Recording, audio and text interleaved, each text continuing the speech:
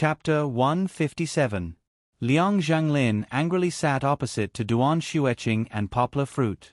However, he was used to being beaten, so he soon started chatting with the girls next to him. There weren't many male students who majored in language and literature, so there were only 5 people from the 2 grades present. The girls were chattering in full swing. The entire room was so noisy that it was as if there were thousands of ducks. Poplar Fruit's attention was mainly on Kiki. He would chat with the students next to him from time to time, but he didn't talk much. Duan Xueqing was an ice cube, so she naturally wouldn't take the initiative to chat with others. She was still happy that Poplar Fruit asked Song Jiwen to sit over and help her drive away Liang Zhanglin. From time to time, she would look at Poplar Fruit with an imperceptible smile on her face. "Everyone is here." Luo Feiyue walked in with the last student and said with a hearty smile, "I'll ask the waiter to serve the dishes. Everyone, get ready to eat." "Eat what?" "Everyone is here to see an old classmate. Chatting is the main topic, okay?" Fan Fong laughed. When they were in college, she and Luo Feiyue were the most active in the class.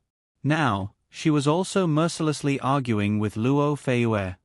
Fan, don't eat if you have the guts."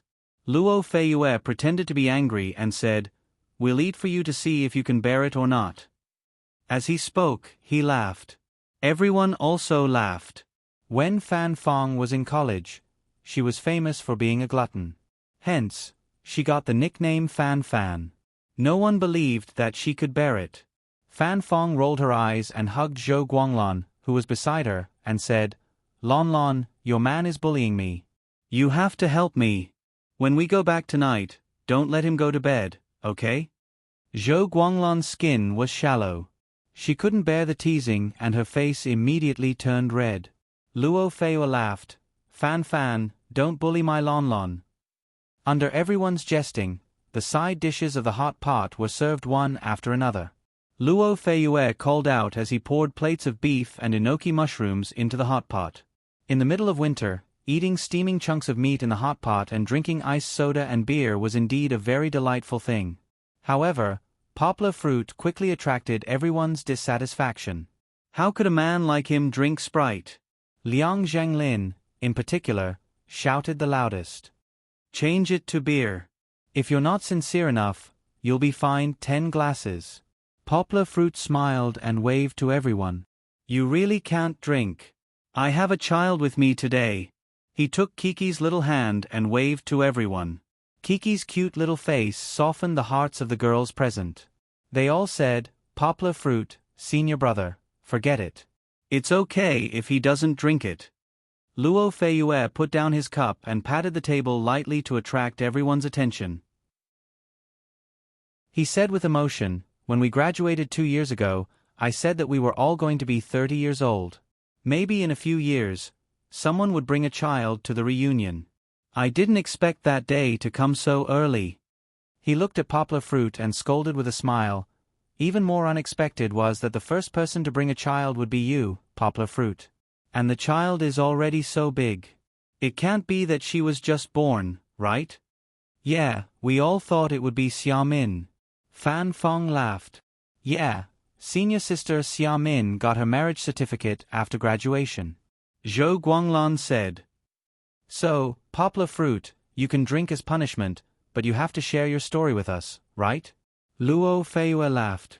"Also, you have to reflect on yourself. Why didn't you invite us to your wedding banquet after secretly getting married?" Poplar Fruit smiled and touched Kiki's little head. He said softly, "Actually, there's no special story. Kiki was born in May of 2011, so she wasn't even 1 year old yet. The reason why I didn't invite you to my wedding banquet was that I really wasn't married. Kiki's mother passed away when she gave birth to her." Hearing this, everyone was stunned. Zhou Guanglan pulled Luo Feiyue's sleeve and complained, "Why are you asking? You've touched on my sore spot." "It's really nothing." Poplar Fruit laughed. "It's been a long time. Kiki and I are actually living happily together. Don't worry about me, everyone. Come on, let's eat." Okay. I'm stupid. I'll punish myself by drinking 3 cups. Luo Feiyue drank 3 cups of beer in one go. After drinking, his face didn't turn red and his body didn't sway. It seemed that he had drunk a lot of beer in the past 2 years. As they ate, the atmosphere became lively again. Brother Luo, why did you choose this place today? Let's go to De Fugue. There's food and entertainment there. After eating, we can go to the karaoke. I have a membership card. Liang Zhenglin was eating there. He was sweating so much that his hair gel was melting. He couldn't help complaining. Luo Feiyue wasn't annoyed. He smiled and said, "Child Liang, if you want to treat us, we'll go there right away." Then, Liang Zhenglin was interrupted by Fan Fong before he could finish his sentence. "You guys can go there if you want. We're not going to that place," Fan Fong said with a look of disdain. Rich Boss was actually a hotel-level nightclub. There were all kinds of services in the open and in the dark. It was a money-squandering establishment for corrupt officials. Fan Fong had also heard of it. Ha. Luo Feiyue put his arm around Zhou Guanglan's shoulder and laughed at Liang Zhenglin. "Then there's no other way. Child Liang, you'd better stay here today. If you go there, my backyard will be on fire." Without a chance to show off his financial resources, Liang Zhenglin rolled his eyes and pretended not to care as he fiddled with the BMW car key on the table. He said, "By the way, I haven't seen you guys for a long time. I don't know where the senior brothers and sisters here work. Why don't you tell me about it yourselves? If we have business dealings, we can take care of each other." No one refuted him. Luo Feiyue smiled and said, "Okay, I'll say it first. I'm now working in Fujian. I sell houses. If you want to buy a house, you can find me. I promise to give you the best price." Fujian was one of the top real estate tycoons in Guangdong province. Luo Feiyue's words were very simple, but everyone understood that he was still keeping a low profile. After a few people, it was Song Jiwen's turn. Song Jiwen smiled and said, "I'm just a small civil servant. I don't have much ability. I still need to rely on you to support me in the future." Luo Feiyue knew his background. He laughed and said jokingly, "Lead a song, of course, we have to carry your shoes in the future." Duan Xueqing only said 3 words, "civil servant." Poplar Fruit said with a smile, "I'm working again. Now I'm translating things for others at home." "Hey, didn't you work in a foreign trade company before?" Luo Feiyue asked. "I quit," Poplar Fruit said. "That's good." Liang Zhenglin said, "My dad's company often has some documents that need to be translated. It doesn't matter who he does it for. Brother Yonghua, why don't I talk to my dad and ask him to take care of your business?" Haha. He laughed unscrupulously and didn't hide his sense of superiority in his laughter. Begging for monthly votes, begging for recommendations. Everyone, use your votes to support the poor. Greater than over equal to, asterisk. Chapter 158. Poplar Fruit was not a person who liked to fight and cause trouble, but Liang Zhenglin's tone was really asking for a beating. "You two are orphans and widows." "Oh no, sorry, I can't use widows and widowers, haha." Liang Zhenglin thought it was funny and laughed. "Too pitiful, I think. We are classmates. How can I see you in such a difficult situation? It seems that my dad doesn't have much work, probably not enough for you to buy milk powder. Why don't you come to my company?" "You opened a company?" "Big Boss Liang." A female classmate laughed. "No, what big boss, just a small business, just a cosmetics company, it can't make a few million a year." Liang Zhenglin very humbly said to a few girls who were looking at him with admiring eyes. As soon as his voice fell, a few of his close friends started to kick up a fuss, saying that he earned so much money but didn't treat them to a meal and so on. In fact, when Liang Zhenglin talked about his company's business, Poplar Fruit guessed that his company should be the kind of OEM company, especially going to the Pearl River Delta to order domestic cosmetics, then buy a brand in South Korea, and sell it as South Korean cosmetics. Many cosmetic stores on Taobao, not a typo, bought goods from such companies, specializing in fooling women who loved beauty but were reluctant to spend money on expensive cosmetics. Liang Zhanglin turned his head proudly and said to Poplar Fruit, "I opened a small company, I still need a secretary. But the company is small, senior, you have to be mentally prepared, carrying bags and driving, you have to do it." Maybe he realized that he was a bit too much, so Liang Zhanglin added, "But this is not a problem, the company is still in the development stage, maybe in a few months, you can be promoted to manager." Poplar Fruit didn't say anything. Liang Zhanglin treated him as a soft persimmon to pinch. Song Jiwen's temper was worse than Poplar Fruit's. He was very unhappy and was about to stand up.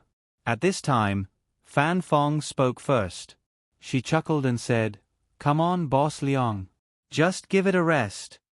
She turned to everyone and said, "You probably don't know yet, right?" "Know what?" Zhou Guanglan asked curiously. "Poplar Fruit is now a great translator. Haven't you seen it before? He's been on the news several times." Fan Fong laughed. Everyone was at a loss. Zhou Guanglan asked, "Ah? When did this happen? Didn't Apple's Steve Jobs release a biography a few months ago? It was only released after he passed away. Do you know who flipped it?" Fan Fong kept them in suspense. "Ah, that book. Could it be?" A girl opened her mouth and pointed at Poplar Fruit in disbelief. "It's Poplar Fruit." Fan Fong laughed. "You didn't expect it, did you?" All of a sudden, the room was buzzing with discussion. Fan Fong smiled and continued, "We are all English majors, and we have never heard of anyone who has published a book, but Poplar Fruit published one without saying a word. And it's a big production." Poplar Fruit blushed with shame and said, "Correction, it's not a book, I'm just a translator, and I'm not the only one who flipped it." "Poplar Fruit, you've developed an occupational disease as a translator. You don't say, for us who study languages, translating a book is no different from publishing a book." Fan Fong laughed. "It's really Poplar Fruit." A classmate who was an Apple fan remembered and said in surprise, "I bought that book too. I glanced at it and didn't think much of it. I thought it was someone with the same name." "Oh, I remember too," a classmate echoed. "The young translator who earns 100,000 a month in the newspaper is Poplar Fruit." "What newspaper? What newspaper?"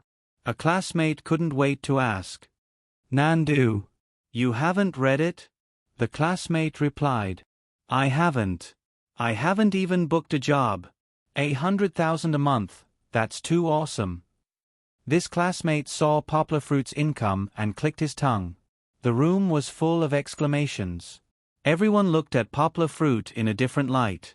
Many of the students in the room no longer had anything to do with English, but after all, they used to love English. They were all English majors, and most of them had a desire to be a translator. They had fantasized about being able to stand in a large conference and publish a translated book. Even if it didn't happen, the passion was still hidden in their bones. Poplar Fruit's achievement reminded them of their dreams, and they were envious. Of course, there was no need to mention the income. Nowadays, how many people could get a salary of 100,000 a year? Amazing! Luo Feiyue stood up and raised his glass to toast Poplar Fruit. He smiled and said, "You did something that we wanted to do but didn't dare to do. Old Luo is here to toast you. Let's talk about the grades in college." Luo Feiyue, who had just been toasted, was a little tipsy. He swept his fingers around and smiled. "Most of the people here are better than Poplar Fruit, including me. I was at the bottom of the class at that time. But now, who dares to say that their English is better than Poplar Fruit's?" Little Qing can. A girl in the same grade as Duan Xueqing deliberately argued.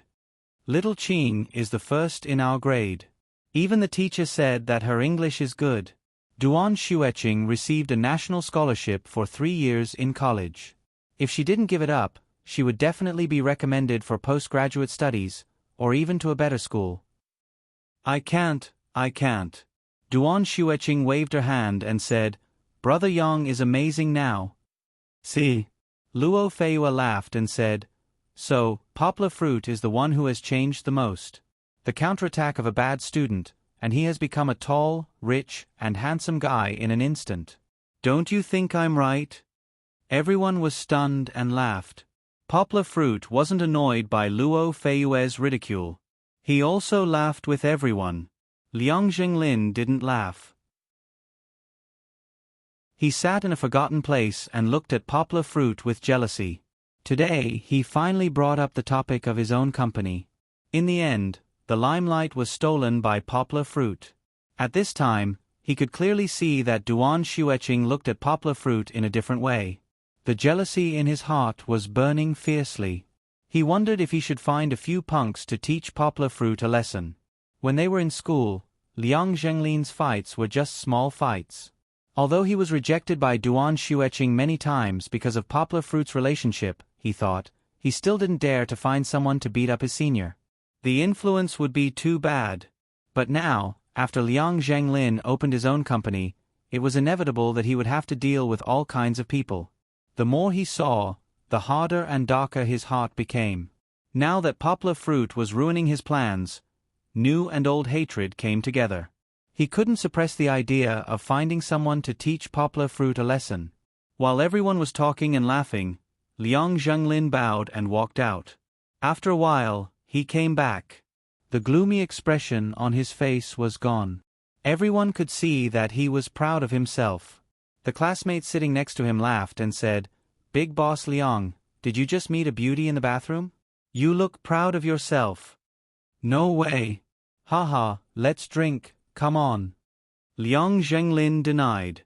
"Looks like it. Quickly punish yourself by drinking 3 cups. The others didn't give up. After a long time, the table was a mess of cups and plates. Everyone was almost done eating and drinking. They all sat on the chairs and chatted as far as the eye could see. In this noisy and hot environment, Kiki fell asleep. Poplar Fruit asked Duan Xueqing to help hold her while he got up to go to the bathroom. After shaking off the water, Poplar Fruit saw Luo Feiyue smoking by the corridor window. Luo Feiyue was the focus of everyone's attention today. His eyes were a little blurred. Seeing Poplar Fruit, Luo Feiyue offered him a cigarette. Poplar Fruit shook his hand and refused. Luo Feiyue laughed and said, "People with children are different. You don't smoke or drink. Good man." "I didn't smoke before." Poplar Fruit laughed. Luo Feiyue thought hard and said, "That's true. Sorry, I drank too much tonight." "You didn't smoke before, right?" Poplar Fruit said. "Yeah, I didn't smoke before, and I didn't drink much either." Luo Feiyue smiled bitterly and said, "But I had no choice. In this line of work, I can't avoid touching everything." Seeing Poplar Fruit's strange look, Luo Feiyue punched him and laughed. "It's not what you think. I still adhere to my principles. Even cigarettes, one after another, and liquor after liquor, from Hongpagoda Mountain to Zhonghua. It's all forced by life." Poplar Fruit deeply agreed. When he was in the foreign trade company, he also had to drink with customers. Sometimes, halfway through drinking, he would secretly run to the bathroom and vomit into the toilet. "When did you and Zhou Guanglon start?" Poplar Fruit asked, no longer discussing the unsolvable proposition. "Senior year," Luo Feiyue said with a little nostalgia. "She's in her senior year?" "No, I'm in my senior year." Poplar Fruit said in surprise. "No way, I haven't heard anything about it." "Haha, we were secretly talking about it back then." Luo Feiyue said proudly, "We fought in the Tunnel War for 2 years, and only when she graduated did people know about it." "Damn, did anyone catch you two in a puppy love? Why were you secretly talking about it?" Poplar Fruit was speechless. "You don't know how good Guanglon's family is. How could a poor kid like me dare to tell others about it? Otherwise, it would be a joke if we broke up." Luo Feiyue smiled bitterly and said, "So, after I graduated, I have been working hard to get closer to her and give her a happy life. Only in this way, I dared to tell others about our relationship. It's already very good now. Your career is successful, and you have money and a car." Poplar Fruit pointed at the car key on his waist. The car was given to me by the company. Luo Feiyue smiled and said, "It's mainly because I have a house. Employees in our line of work have a discount when buying a house, and Guanglan's parents happen to support us, so we gathered enough money for the down payment. After the spring festival, we handed over the house. You've already met her parents. It seems like you're going to get married soon." Poplar Fruit smiled. "Not yet. Guanglan and I have already agreed to get married in 2 years." Luo Feiyue smiled. His smile was filled with happiness that made others envious. Begging for monthly votes. Begging for recommendations. Everyone, please use your votes to support the poor. Greater than over equal to. Chapter 159. After Luo Feiyue finished smoking, Poplar Fruit followed him to the private room. Before the door was opened, there was a noise coming from the hall. Where did this wild child come from? A shrill female voice sounded. Don't you look where you are going? What did your parents teach you? Sorry. This child is not sensible. I am really sorry. Brothers, please forgive me. What's the use of saying sorry? Do you know how much this dress costs? If it gets dirty, can you afford to pay for it? Pa. Two crisp sounds were heard. If you don't know how to discipline your child, I will help you. Poplar Fruit frowned. He was not annoyed by the noise, but because he heard the voice of his former neighbor, Lu Gillen, and Lil Dong's crying. You go in first. I will go and take a look. Poplar Fruit said to Luo Feiyue. Poplar Fruit turned around and walked away. Luo Feiyue thought for a moment, released his hand that was holding the door handle and followed him. How can you hit people? Poplar Fruit walked to the corridor and saw Lu Gillen pointing at them with an agitated look. There were not many guests in the hall. There were only a few scattered tables. The table where Lu Gillen was in trouble was surrounded by 4 or 5 sturdy men and a few coquettish women. Because of the hot pot, the temperature in the restaurant was not low. Moreover, they were eating the steaming hot food. Those men took off their jackets and put them behind the chairs, leaving only a black vest, revealing their strong muscles. They looked like fitness trainers in a gym. Lu Gillen looked agitated. Fong Wenjing pulled the crying Lil Dong to the side and squatted down to look at Lil Dong. Poplar Fruit could see that Lil Dong was covering his face with his hands, revealing a red palm print. Poplar Fruit only took a glance and guessed the cause of this matter. When Lu Gillen and his family were about to leave, Xiao Dong ran out and accidentally bumped into the leg of a woman who was standing up. Then, she shook the wine glass in her hand and spilled some wine on her clothes. Actually, it was not much. Looking at her chest, the wet mark was not even as big as a palm. On the contrary, the collar of her clothes was too low, and a little of it flowed into her towering breasts. She was holding a tissue and wiping it while cursing. The eyes of the men at their table were shining. They wished they could become the tissue in her hand and squeeze in. If you don't know how to teach your child, we will help you teach him a lesson. Are you dissatisfied? That unruly big-breasted woman laughed loudly. This old lady specializes in dealing with all kinds of dissatisfaction. Her joke, which had been used too many times, still received a warm response from her companions. Poplar Fruit looked at them laughing unscrupulously and Lu Gillen, who was angry but didn't know how to deal with them. He walked towards them. Brother Lu. Poplar Fruit patted Lu Gillen's shoulder and said, Poplar Fruit?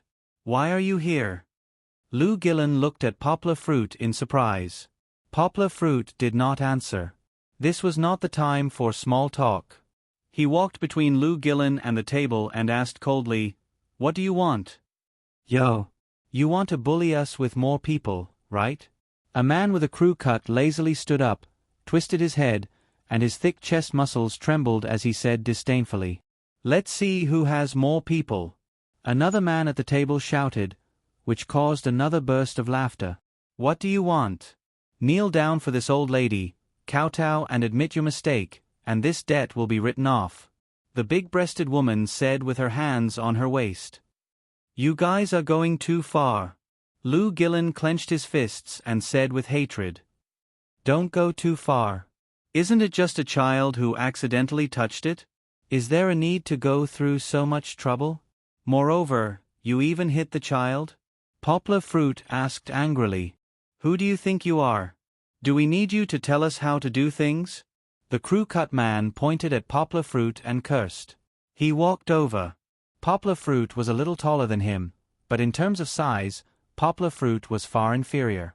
The crew-cut man came over aggressively, but Poplar Fruit was unmoved. He looked at the word Shingi on the men's backs and asked with his brows knitted, Do you learn martial arts to bully the weak and beat children? Which master taught you this? Do you have any moral upbringing? Poplar Fruit's words seemed to have stepped on their sore spot. The crew-cut man jumped up and cursed as he raised his hand to slap Poplar Fruit. Poplar Fruit stepped to the side and grabbed the crew-cut man's right hand. He coldly said, You want to hit me because of a disagreement? In the face of fierce and ruthless robbers, Yang Guo could beat them all by himself. The people in front of him were drunk until their faces were red and their hands and feet were numb. How could he care about them? However, he still wanted to reason with them. Civilized people shouldn't fight and kill. The crew-cut man's right hand was grabbed by Poplar Fruit. He tried to pull his hand out, but he couldn't. He felt embarrassed and shouted angrily, F***CKU. At this moment, he clenched his left hand into a fist and punched Poplar Fruit's ribs. This punch was very forceful and sinister. If it hit, it wouldn't be as simple as a loss of breath.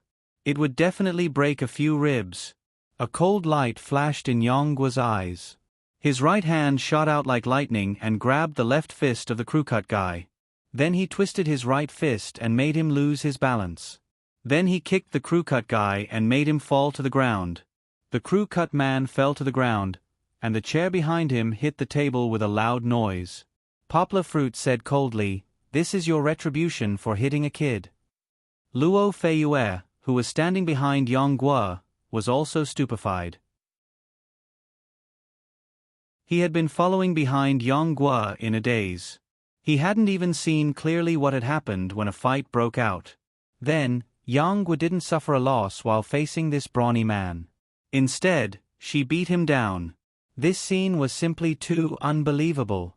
Was this still the gentle Poplar Fruit he used to know? In fact, Poplar Fruit had fought before. But when he went to university, he stayed in an environment where there were fewer boys and more girls. Naturally, he wasn't so impulsive. So many people thought that a liberal arts guy like Poplar Fruit was gentle and elegant. The man with the crew cut was knocked down. His companions all stood up and pushed their chairs with a clatter. The crew cut man also stood up. His face was gloomy, and his clothes were stained with soup.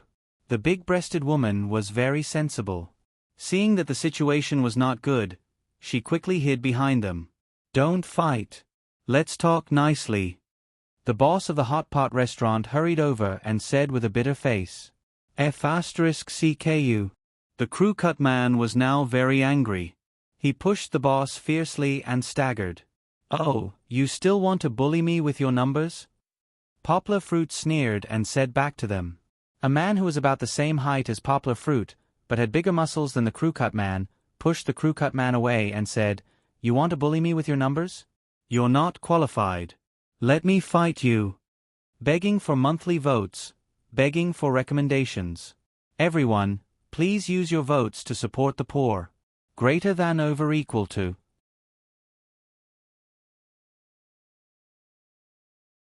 Chapter 160. Brother Stone.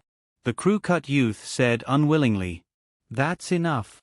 The brawny man called Brother Stone turned around and scolded the crew-cut youth, Don't embarrass yourself if you're not skilled enough. The crew-cut youth angrily retreated to the back. The woman he brought with him handed him a tissue to wipe his clothes. The boss cried miserably and begged, Heroes, can you please move outside and fight? Our small business can't afford to break anything. Why are you talking so much nonsense? The crew-cut youth cursed. Poplar Fruit smiled and said, Brother Stone, right? If you want to fight, let's go outside. Don't disturb other people's business. I don't deserve to be called Brother Stone. My name is Fu Lei. You're good at fighting, so I'll give you face today. Let's go outside and fight. Fu Lei readily agreed to Poplar Fruit's proposal. In fact, he also felt that this place was too narrow, and he couldn't stretch out his fighting skills. The men and women of the Xingyi martial school put on their jackets and went outside. Poplar Fruit was about to follow them when Fong Wenjing anxiously pulled Poplar Fruit and whispered, "Poplar Fruit, don't go out." Poplar Fruit patted Fong Wenjing's shoulder and comforted her and Lu Gilin, saying, "Don't worry. Poplar Fruit, don't go out. They have a lot of people." Luo Feiyue was worried that Poplar Fruit would be at a disadvantage, so he also tried to persuade him. Poplar Fruit slightly smiled and shook his head at Luo Feiyue. He didn't say anything and turned around and walked out. Luo Feiyue looked at Poplar Fruit's back as he walked out of the door and into the cold wind. He frowned. He knew that if he went out with Poplar Fruit, he would also be beaten up. Therefore, he decisively ran to his private room. The atmosphere in the private room was very lively, and the students were chatting happily. At this moment, Fan Fong was sitting in Poplar Fruit's seat. She was holding Duan Xueqing's hand and saying something. Duan Xueqing's originally frosty face was stained with a layer of pink blush. Liang Zhanglin, who was sitting opposite her, was about to drool when he saw the shy ice beauty. "Boys, come with me." Luo Feiyue pushed open the door and shouted anxiously, "Poplar Fruit is fighting with someone outside." The air in the room stagnated. Song Jiwen slammed the table, picked up a wine bottle, and staggered to his feet. He roared, "What?" Zhou Guanglan ran over and pulled Luo Feiyue's arm as she worriedly asked, "What happened?" The students in the room all had different expressions. Some were worried, some were confused, and some were scared. Only Liang Zhanglin was secretly laughing. "Hee, Poplar Fruit, you ruined my business. You're courting death." Liang Zhanglin thought proudly. But when he looked at his watch, he also had some doubts. Why did Brother Da Fei and the others come so early today? Didn't they say that they would arrive at 10 o'clock? It's not even 9:30 yet. Why did they come early? Luo Feiyue simply explained, "We just met a friend of Poplar Fruit's.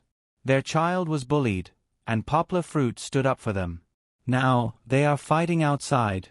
There are 5 bullies on the other side. Let's go and help them." "What are you talking about? Let's go," Song Jiwen said impatiently. There weren't many people who responded. A boy was pretending to be drunk, and Liang Zhanglin was also dawdling. He wasn't as agile as Fan Fong and the other girls. Luo Feiyue walked in front with Song Jiwen, while Fan Fong pulled Duan Xueqing and asked her to call the police first. On the other side, Poplar Fruit walked out with them and looked at them with a faint smile on his face. The temperature outside had dropped to 6 or 7 degrees. It was extremely cold.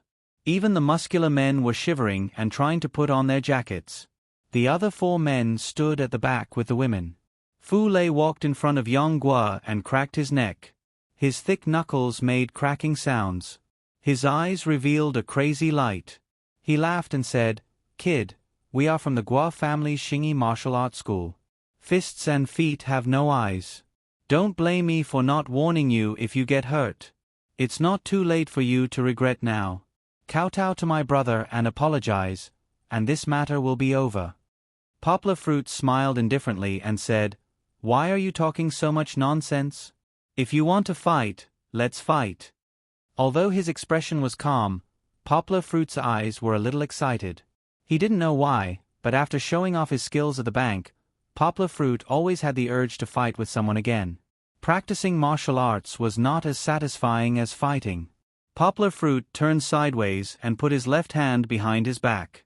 His right palm faced up and slowly stretched out. This wasn't the beginning of Tai Chi. He saw it in a movie and thought it looked pretty cool, so he used it. Fu Lei didn't understand. In all the martial arts he knew, there wasn't a single one that looked weird. Usually, 2 hands were in front. Who would only put 1 hand behind their back? However, this posture looked very provocative. He was clearly letting him go first. He was looking down on others.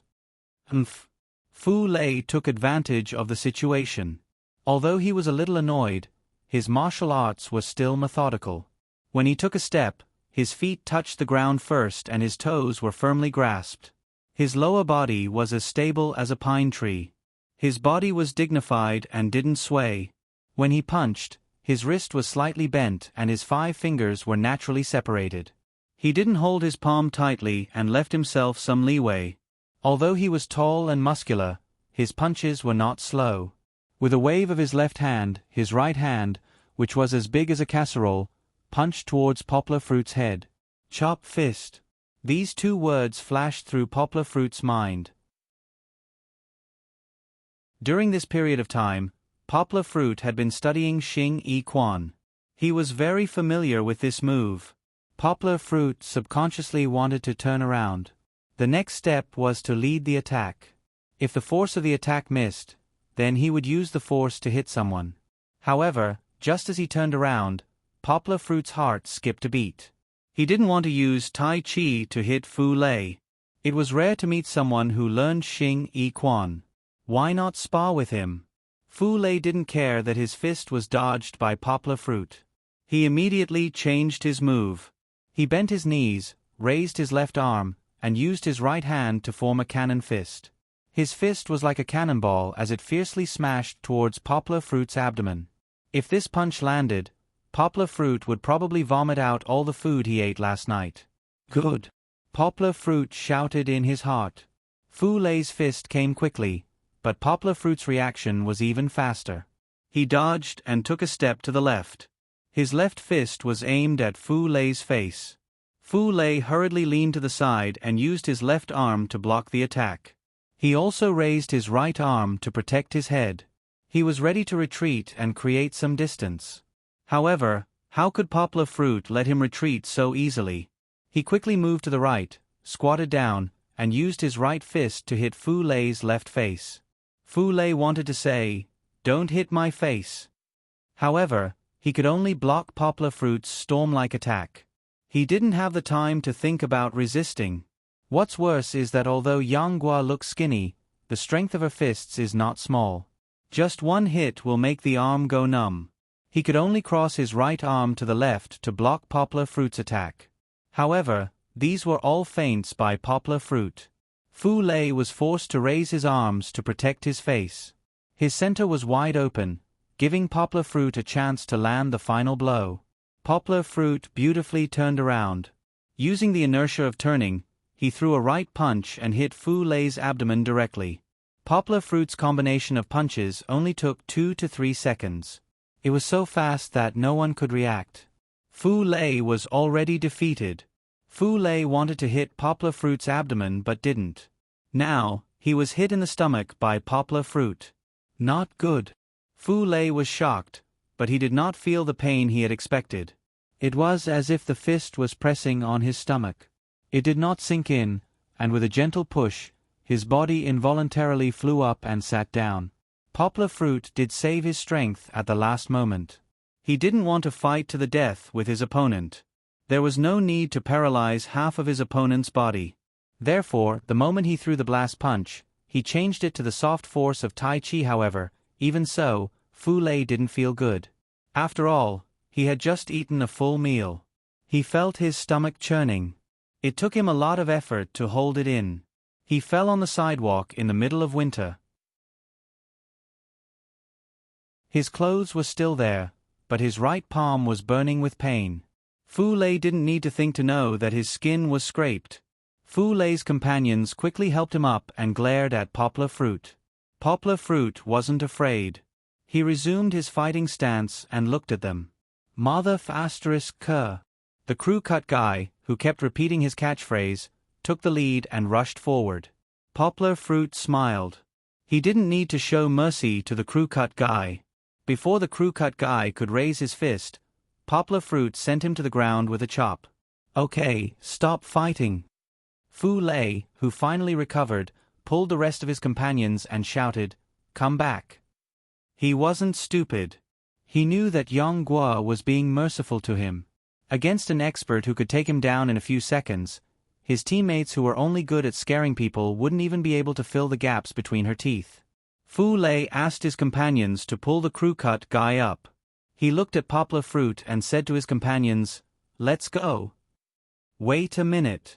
Poplar Fruit coldly pointed at the big-breasted woman and said, "Your friend still owes us an apology." Fong Wenjing walked behind Poplar Fruit with some fear. She pulled his sleeve and said, "No need." "Why not?" Poplar Fruit said in a loud voice, "People who practice martial arts don't fight for justice. Instead, they bully the weak, women, and children. What did your master teach you?" The crew-cut guy, who was supported by his companions, looked at Poplar Fruit with eyes that were about to spit out fire. Fu Lei also stared at Poplar Fruit. He was a little angry, but the situation was better than him.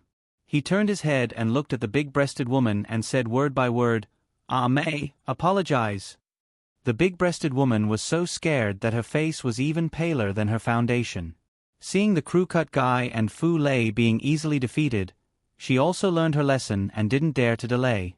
She walked out from the crowd and lowered her head to her unfathomable cleavage. She softly said, "I'm sorry."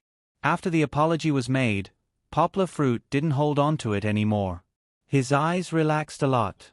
Fu Lei stared at Poplar Fruit and said in a deep voice, "It's a small world, we'll meet again. Let's go." After that, a large group of people turned around and walked away. Poplar Fruit fearlessly looked at their backs. "We'll meet again, I'll beat you up every time you come, hee. Begging for monthly votes, begging for recommendations. Please use your votes to fight for the poor. Greater than over equal to, asterisk.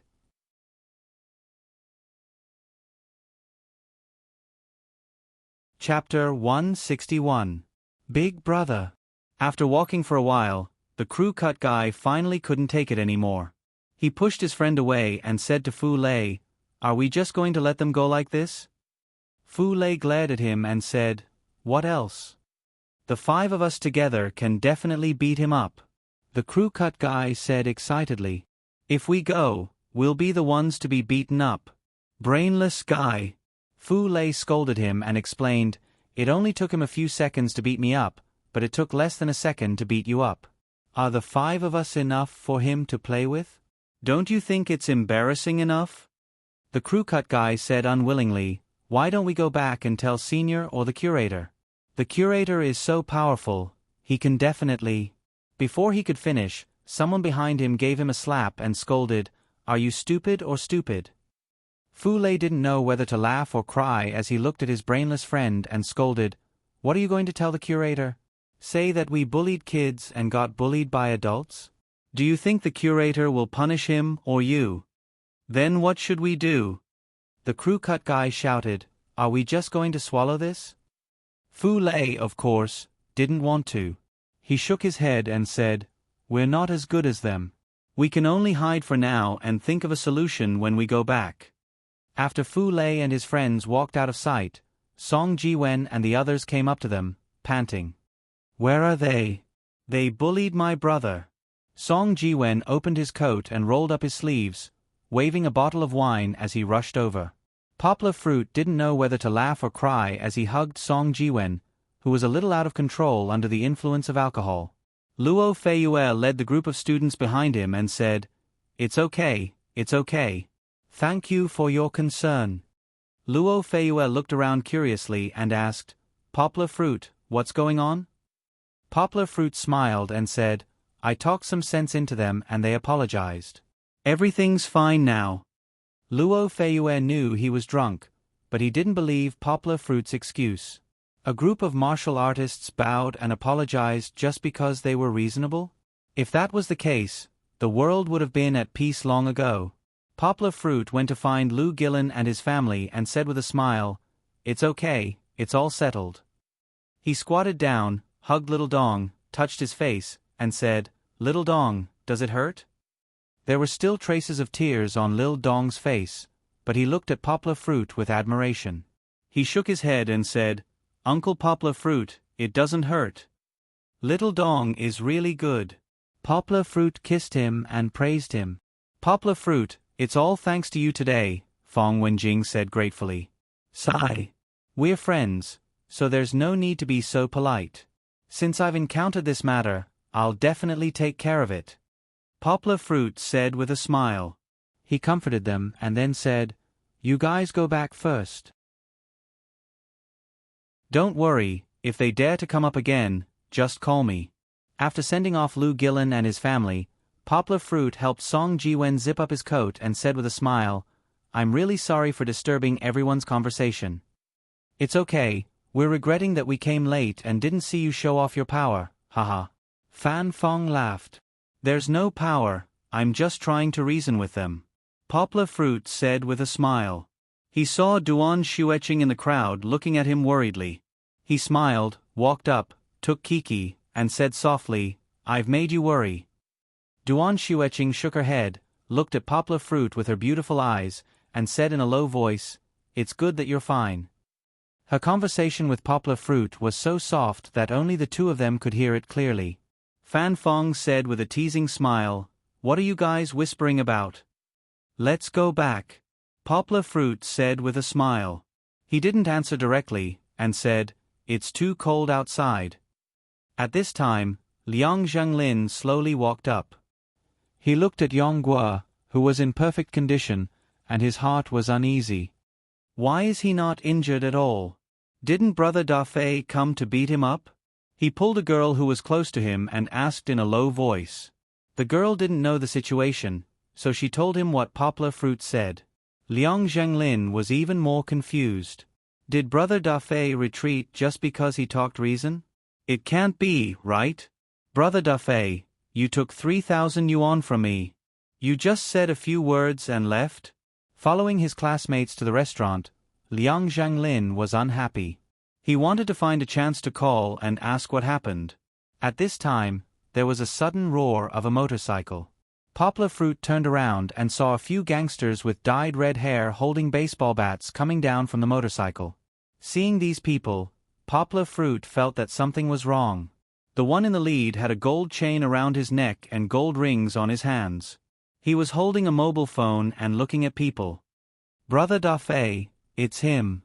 A sharp-eyed gangster pointed at Poplar Fruit and said. Sure enough, they were looking for him. Poplar Fruit's eyes became sharp again. He shouldn't have been merciful just now. He should have punched them a few more times. They just left and now they're looking for him? Fu Lei, who had walked far away, sneezed. He didn't know that he had become Liang Zhenglin's scapegoat. At this moment, Liang Zhenglin had already quietly hidden. He was in a good mood. Brother Dafei had just arrived, and it looked so ostentatious. "Quick, go up and beat Poplar Fruit until he can't take care of himself. Who told you to be more handsome than me? Who told you to hook up with the woman I like? Kid, come out. I promise I won't beat you to death." Brother Dafei said arrogantly with a toothpick in his mouth.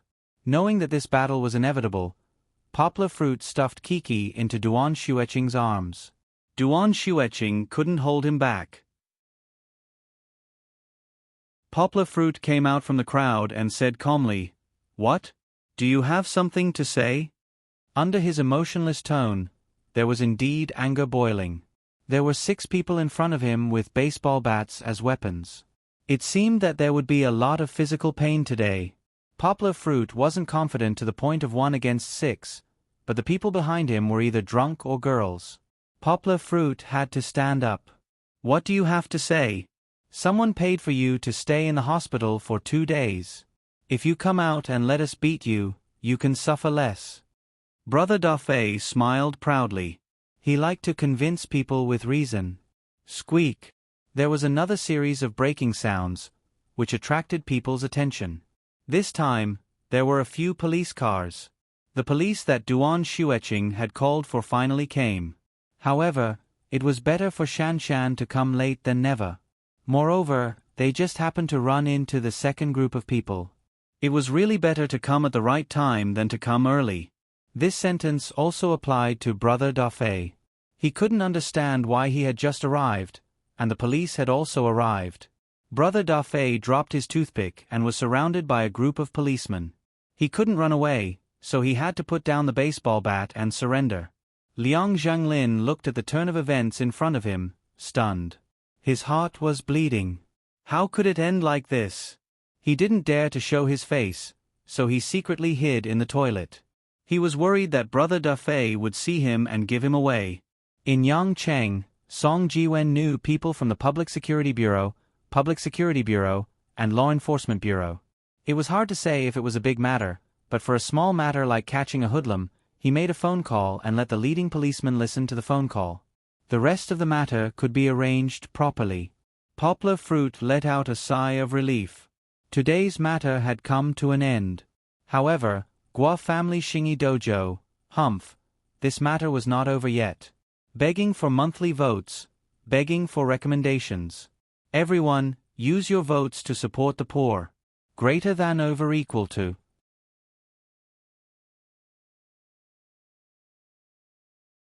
Chapter 162. Poplar Fruit originally planned to find time the next day to talk to the Gua family Shingi Martial Arts School, but a series of events disrupted his plans. In the morning, Poplar Fruit carried Kiki, who had just woken up with a grumpy face, and coaxed her not to move and to let her father wash her face. Then, the doorbell rang. The first one to react was Goldie. Thanks to Poplar Fruit's frequent calcium supplements, it could now walk unsteadily. Goldie was seen running all the way, with a plastic rope wrapped around its leg. With a series of whooshing sounds, it ran to the door and whined at the door. Poplar Fruit stood up and carried Kiki to the door. He motioned for Goldie to move aside, then opened the door. It was actually his sister, Yong Ping, and brother-in-law, Yong Chongguan. Hey sister, why are you guys here? Poplar Fruit was surprised and let them in. After doing business for a few months, Yong Ping and Yong Chongguan's complexions were different. In the past, one of them was in a small company with little business, while the other was in a government guest house in the sunset. Going to work every day was like retirement. There was nothing to look forward to in life, and they felt that they had aged a lot. But now, opening a specialty store required a lot of effort, running up and down. Moreover, it was located in the county's transportation hub. The people and things that they saw every day were different, and the vitality of their bodies was suddenly mobilized. Especially Yong Chongguan. He had changed his unconfident image of shrinking his shoulders and rubbing his hands when he spoke and did things. Now, his hair was combed, and he was wearing a suit and leather shoes. His leather shoes were shiny, and he looked 10 years younger. Yong Ping also began to pay attention to her dressing. Of course, she didn't put on heavy makeup, but she paid more attention to her clothes. At least, she didn't look like a country bumpkin anymore. Today, we are coming to the provincial capital to discuss business with a courier company, Yong Chongguan smiled and said. He and Yong Ping sat on the sofa together. Yong Ping continued, It's still early. We thought that since we haven't been here before, we asked Mom for the address and came to see you. She reached out to take Kiki's hug, but Kiki was still grumpy from being woken up. Other than her father, she didn't want anyone else. Seeing Yong Ping's hand, she turned her head and leaned on her father's neck. She just woke up, Poplar Fruit smiled and said. When Yong Chongguan and Yong Ping came in, it had been observing the two strangers. It then wagged its tail and sniffed around. Yong was stretched out her leg and hooked Goldie's body, calling out, Goldie, go play somewhere else. Goldie whooshing and ran, it was its territory, so it turned its legs, and turned, its legs and turn. As a result, Goldie began to turn its head towards its hind leg. How could it touch it? It was just circling around in the same place. However, one time, it swung its hind legs casually, and the end of the plastic rope was thrown in front of its face. Goldie happily pounced on the rope, and it did catch the rope. However, when the rope pulled on its hind legs, it lost its balance and fell to the ground. Goldie shook its head. It was a little dizzy from the fall. After it stood up again, it began to chase after the plastic rope, and it didn't get tired of it. Poplar Fruit smiled and didn't care about it. He chatted with Yong Ping and Yong Ping. How are you doing now? Is the store open? Ever since he came back home, Poplar Fruit never asked about his sister's and brother-in-law's business. Although he had 50% of the shares, Poplar Fruit was like a shopkeeper who didn't do anything. Once he invested, he didn't care. There was actually a reason for this. Firstly, this was Yang Ping and Yang Chongguan's business. Poplar Fruit didn't want to interfere. Secondly, Poplar Fruit also had his own things to do. Poplar Fruit was really not interested in following up on matters like opening a store.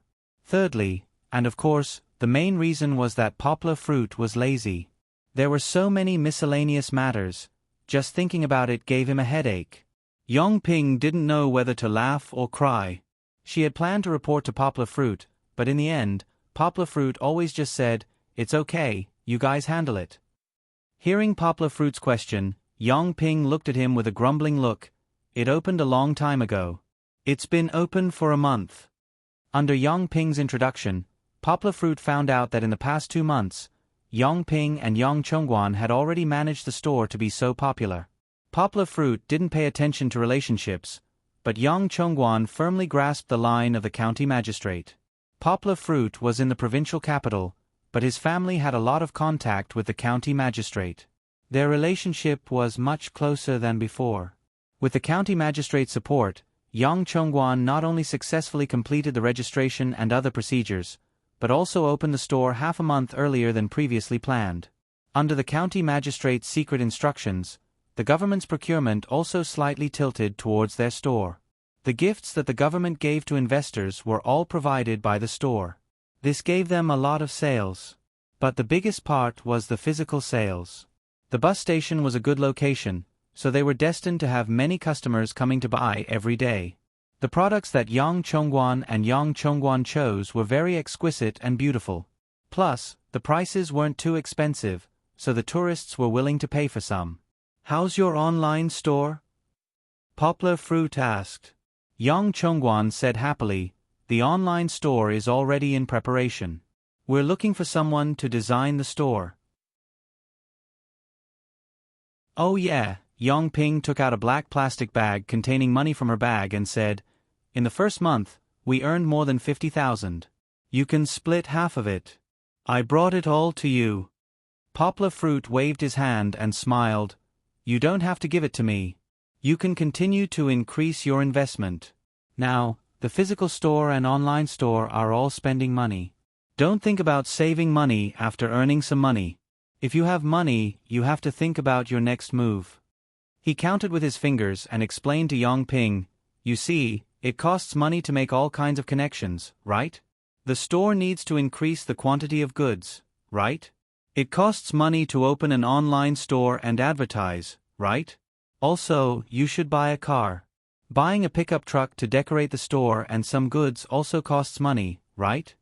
In addition, our store is popular now, but it doesn't mean that it will be popular in the future, because there will always be people following the trend. Then, we have to work on the supply of goods. For example, brother-in-law, you can find someone in the village to open a factory. Let the villagers who don't work outside to come in and help us make the things we want to sell. Make sure that our quality is the best and the price is the lowest. Then, the things we sell will have a continuous competitiveness." Poplar Fruit began to speak at length. "Don't underestimate the online store I mentioned. It's the internet era now. People's purchasing power has increased, and a lot of people have increased it to online shopping. Opening a physical store can indeed make money, but it's far less than selling online. So, brother-in-law, when you go back, you have to learn more about the online store industry. This industry is also very knowledgeable.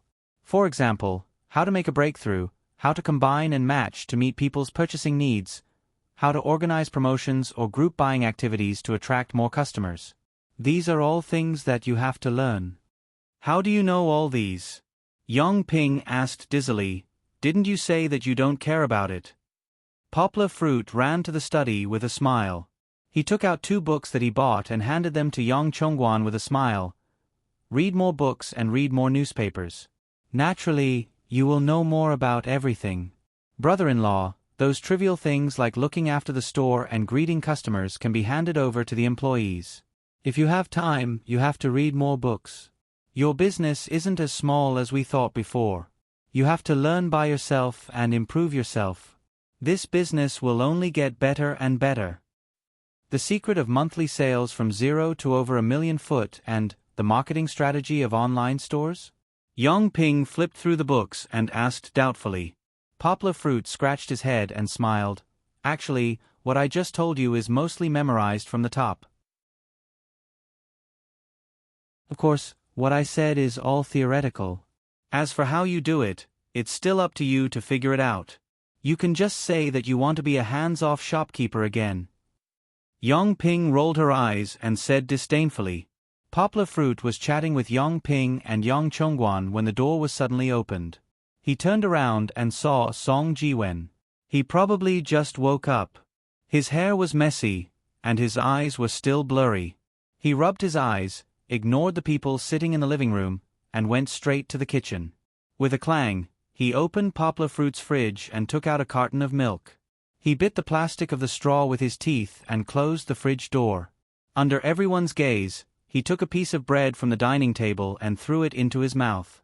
Goldie couldn't stand it anymore. It whined and ran in front of Song Jiwen, not letting him go forward. Song Jiwen squatted down and sucked on the milk. He patted Goldie's head and said, "Goldie, it's not that I don't want to share with you, but if your father knows that I gave you these things, he'll beat me up." Raising his head, Song Jiwen saw 3 pairs of eyes and a pair of small eyes.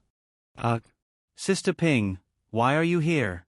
Song Jiwen scratched his head and greeted her. "I'm here to do something. Why are you here?" Yang Ping asked curiously. "Haha, I live opposite," Song Jiwen laughed. He sucked on the milk, crossed the dam, and sat beside Poplar Fruit. "Brother-in-law, good morning." Song Jiwen also greeted Yang Chongguan. "Good morning, your ass." Poplar Fruit patted his head and scolded him with a smile. "Stealing my food and yet you're so righteous." "TSK, didn't you buy too much?" Song Jiwen said. "I'm not eating. Kiki isn't eating. Throw away the rest." Poplar Fruit scolded him with a smile. "I bought too much because you come here all day to eat and drink." Yang Ping and Yang Chongguan sat for a while, then they got up and said goodbye. It was almost time. They had to find a courier company to talk about business. On the way, Yang Chongguan said to Yang Ping with a strange expression, "Our brother-in-law really doesn't have a girlfriend, right?" Yang Ping nodded and said, "Yeah, I can see that." "No, that's not what I meant." Yang Chongguan said, "Poplar Fruit is good-looking, rich and capable. Why does he always hang out with Song Jiwen? They're so close. Could it be that he's—" He didn't continue, because Yang Ping picked up her small bag and smashed it on him. Yang Ping chased after him and scolded him with a smile. "Could it be your ass? Who told you to think nonsense? You're the Brokeback Mountain. Your whole family is the Brokeback Mountain. I'm not familiar with doing business. There are a lot of things to criticize. Don't take it seriously. I'm begging for monthly votes. I'm begging for recommendations. Everyone, use your votes to hit the poor. Greater than over equal to."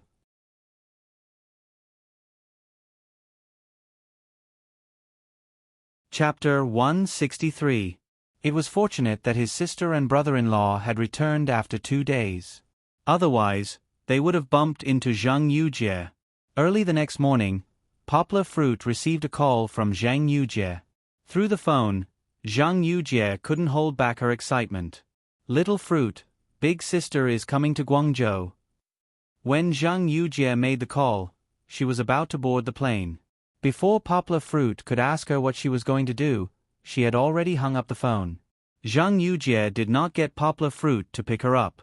She knew that it would be too difficult for Poplar Fruit to travel all the way to the airport without a car. Thus, all Poplar Fruit had to do was to prepare a meal and wait for her at home. "All right, Yang Guo won't go out today." He tidied up the bedroom and obediently moved his pillows and blankets to the sofa in the living room. Then, he changed Zhang Yujie's pillows and blankets. Poplar Fruit had once mentioned to Zhang Yujie that he wanted to book a hotel for her. However, Zhang Yujie looked at him pitifully, which made Poplar Fruit panic. In the end, he changed his mind and said, "You can stay for as many days as you want."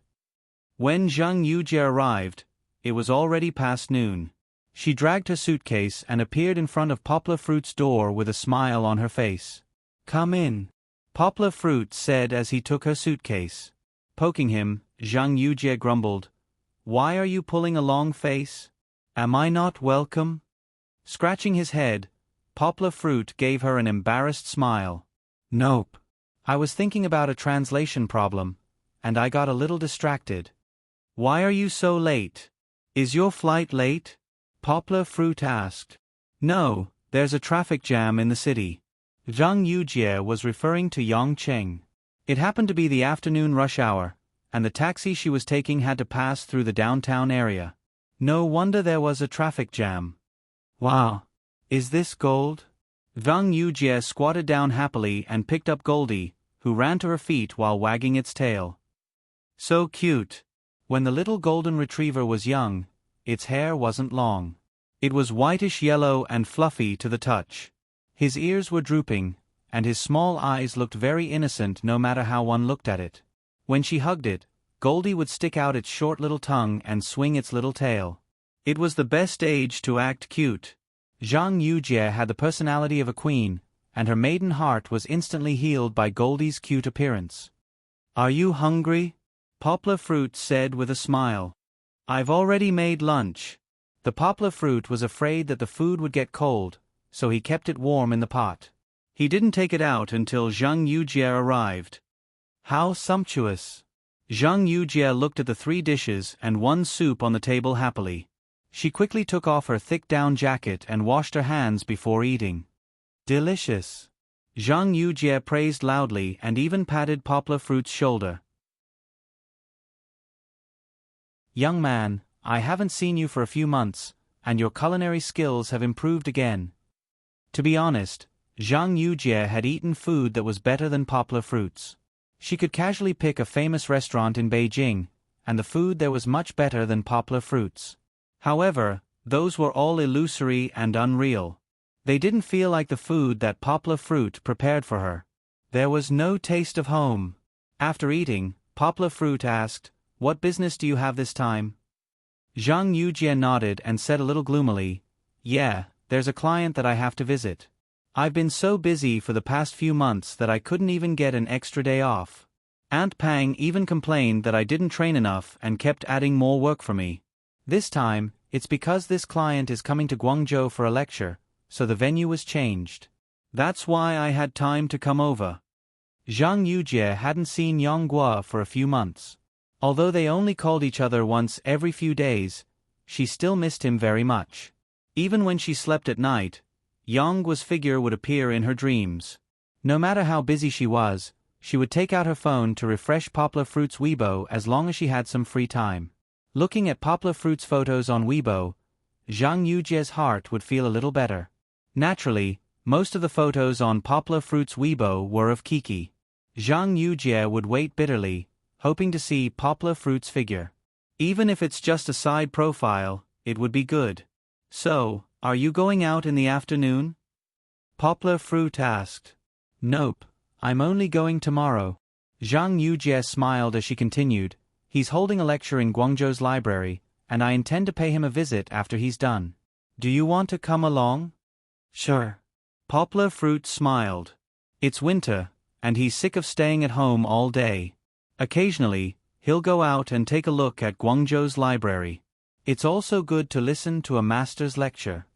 "Then, it's a deal," Zhang Yujie happily replied.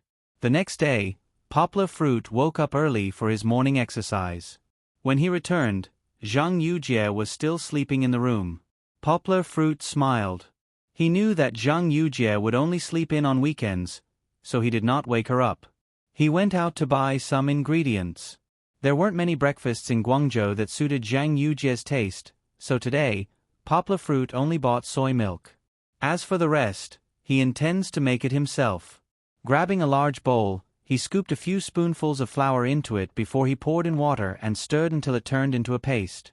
Adding 2 eggs, he used chopsticks to stir until it turned into a paste. After washing the cucumbers, he cut off the heads, tails, and skin before cutting them into strips. Then, he sliced the ham into 2 strips for later use. When the preparation was almost done, Poplar Fruit lit up the wok and poured in an appropriate amount of peanut oil. After the oil heated up, he poured in the paste. Next, Yang Guo held the handle of the frying pan and lifted it above the fire.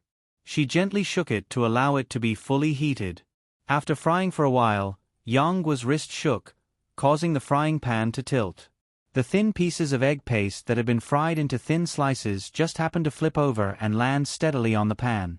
He continued to fry the other side until both sides were golden yellow. Only then did Poplar Fruit take it out of the wok. After frying the first slice, Poplar Fruit fried another slice. After all, it was for 2 people. The omelette was spread out on a large plate and Poplar Fruit sprinkled some meat floss on top. Then, he placed the ham and cucumber strips that he had just prepared on top. After that, he smeared some salad dressing on top and rolled it up. This omelette was too long and hard to eat, so Poplar Fruit used a small knife to slice it evenly.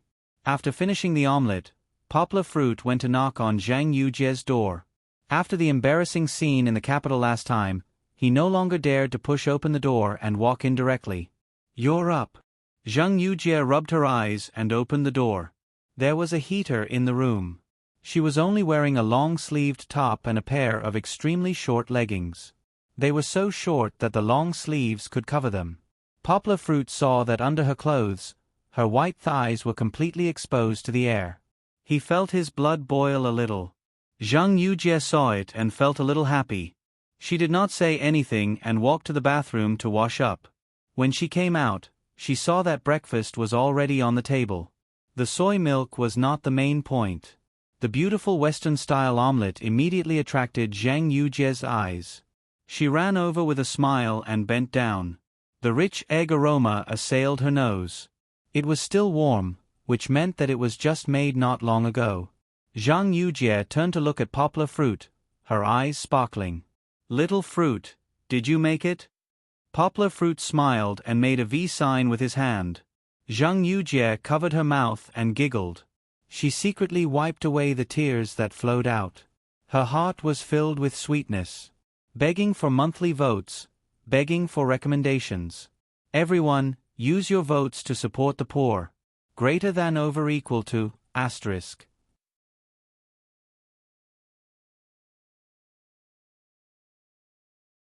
Chapter 164.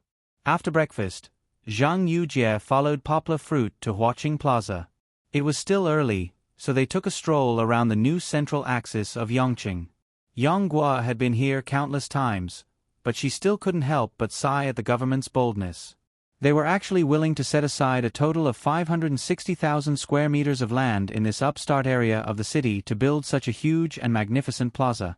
"That's Canton Tower, right?" Zhang Yujie said with interest. "I saw it on TV during last year's Asian Games.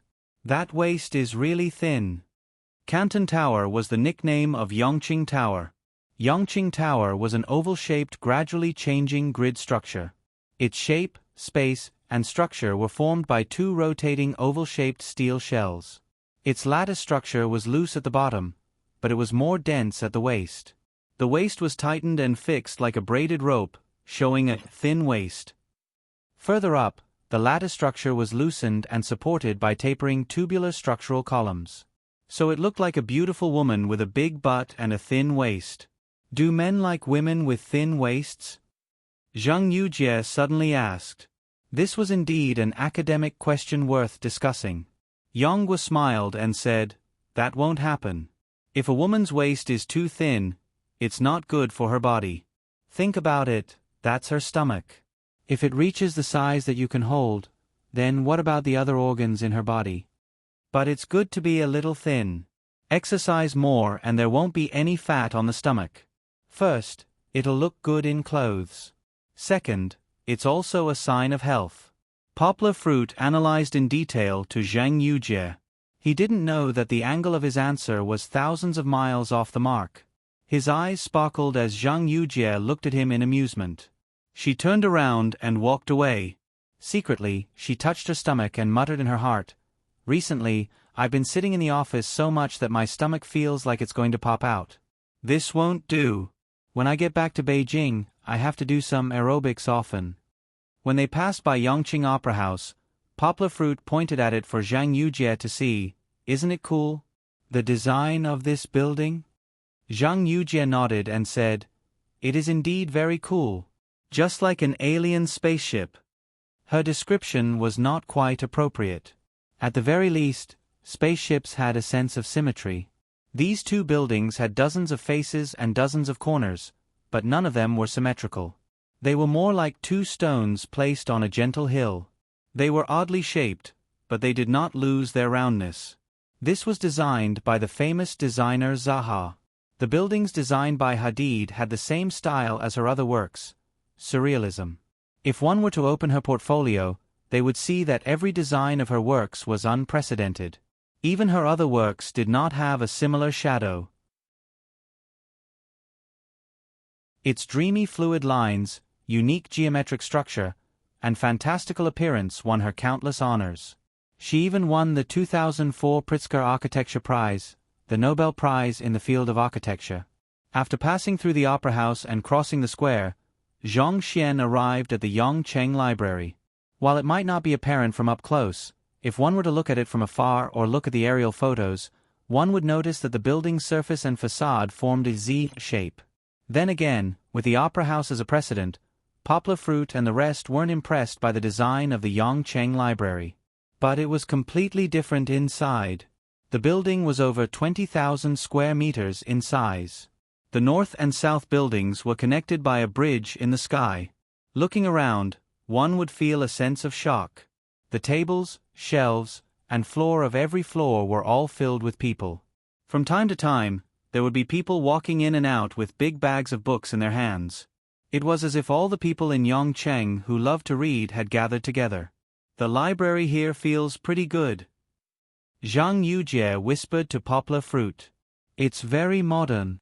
Poplar Fruit smiled. "The scale is pretty good. But when it comes to books, it's still lacking compared to other libraries." Zhang Yujie nodded her head. She had been to Beijing Library before, and there were over 10 million books there. Even if the quantity wasn't mentioned, just the quality of the books wasn't something the Yongcheng Library could compare to. But it was already pretty good.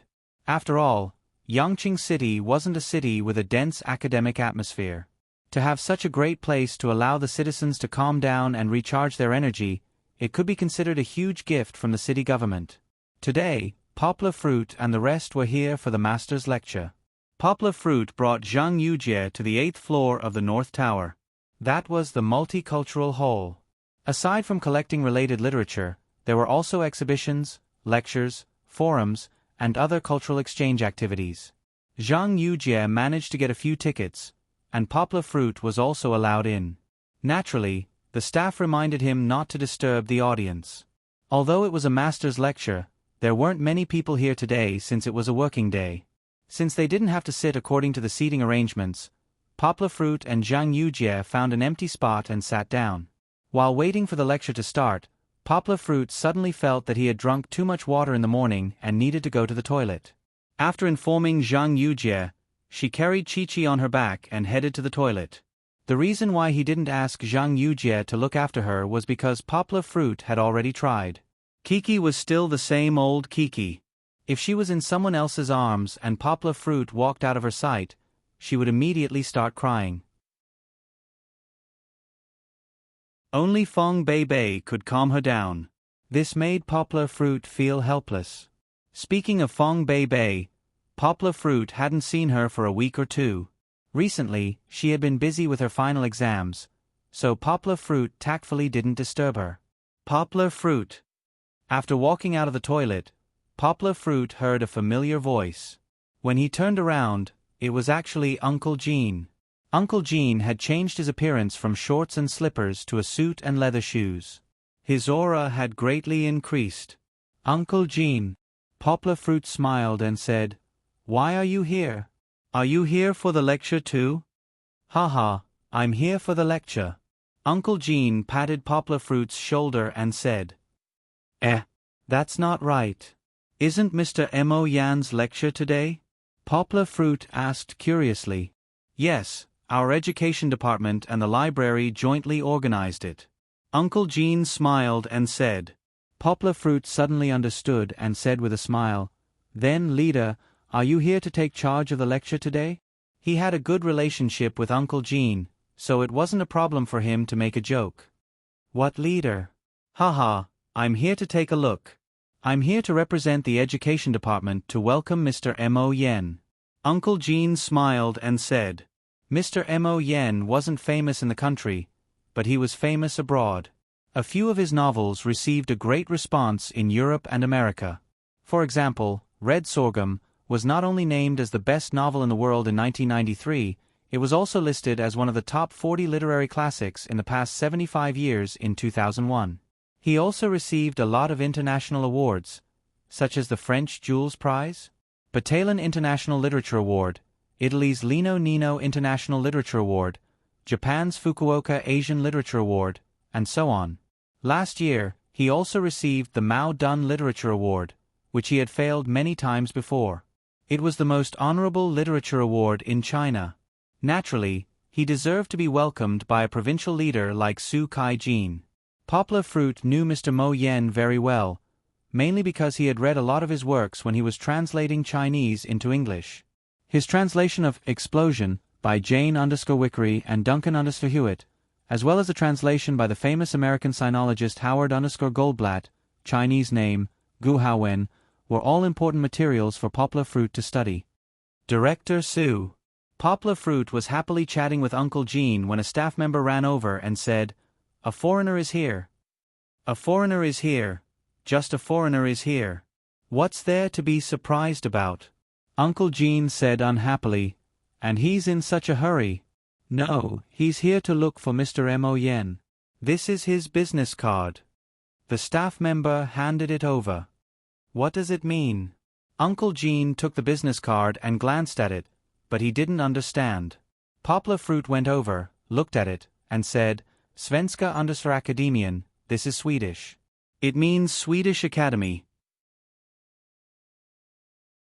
Uncle Gene looked at Poplar Fruit in surprise and said, "You know Swedish?"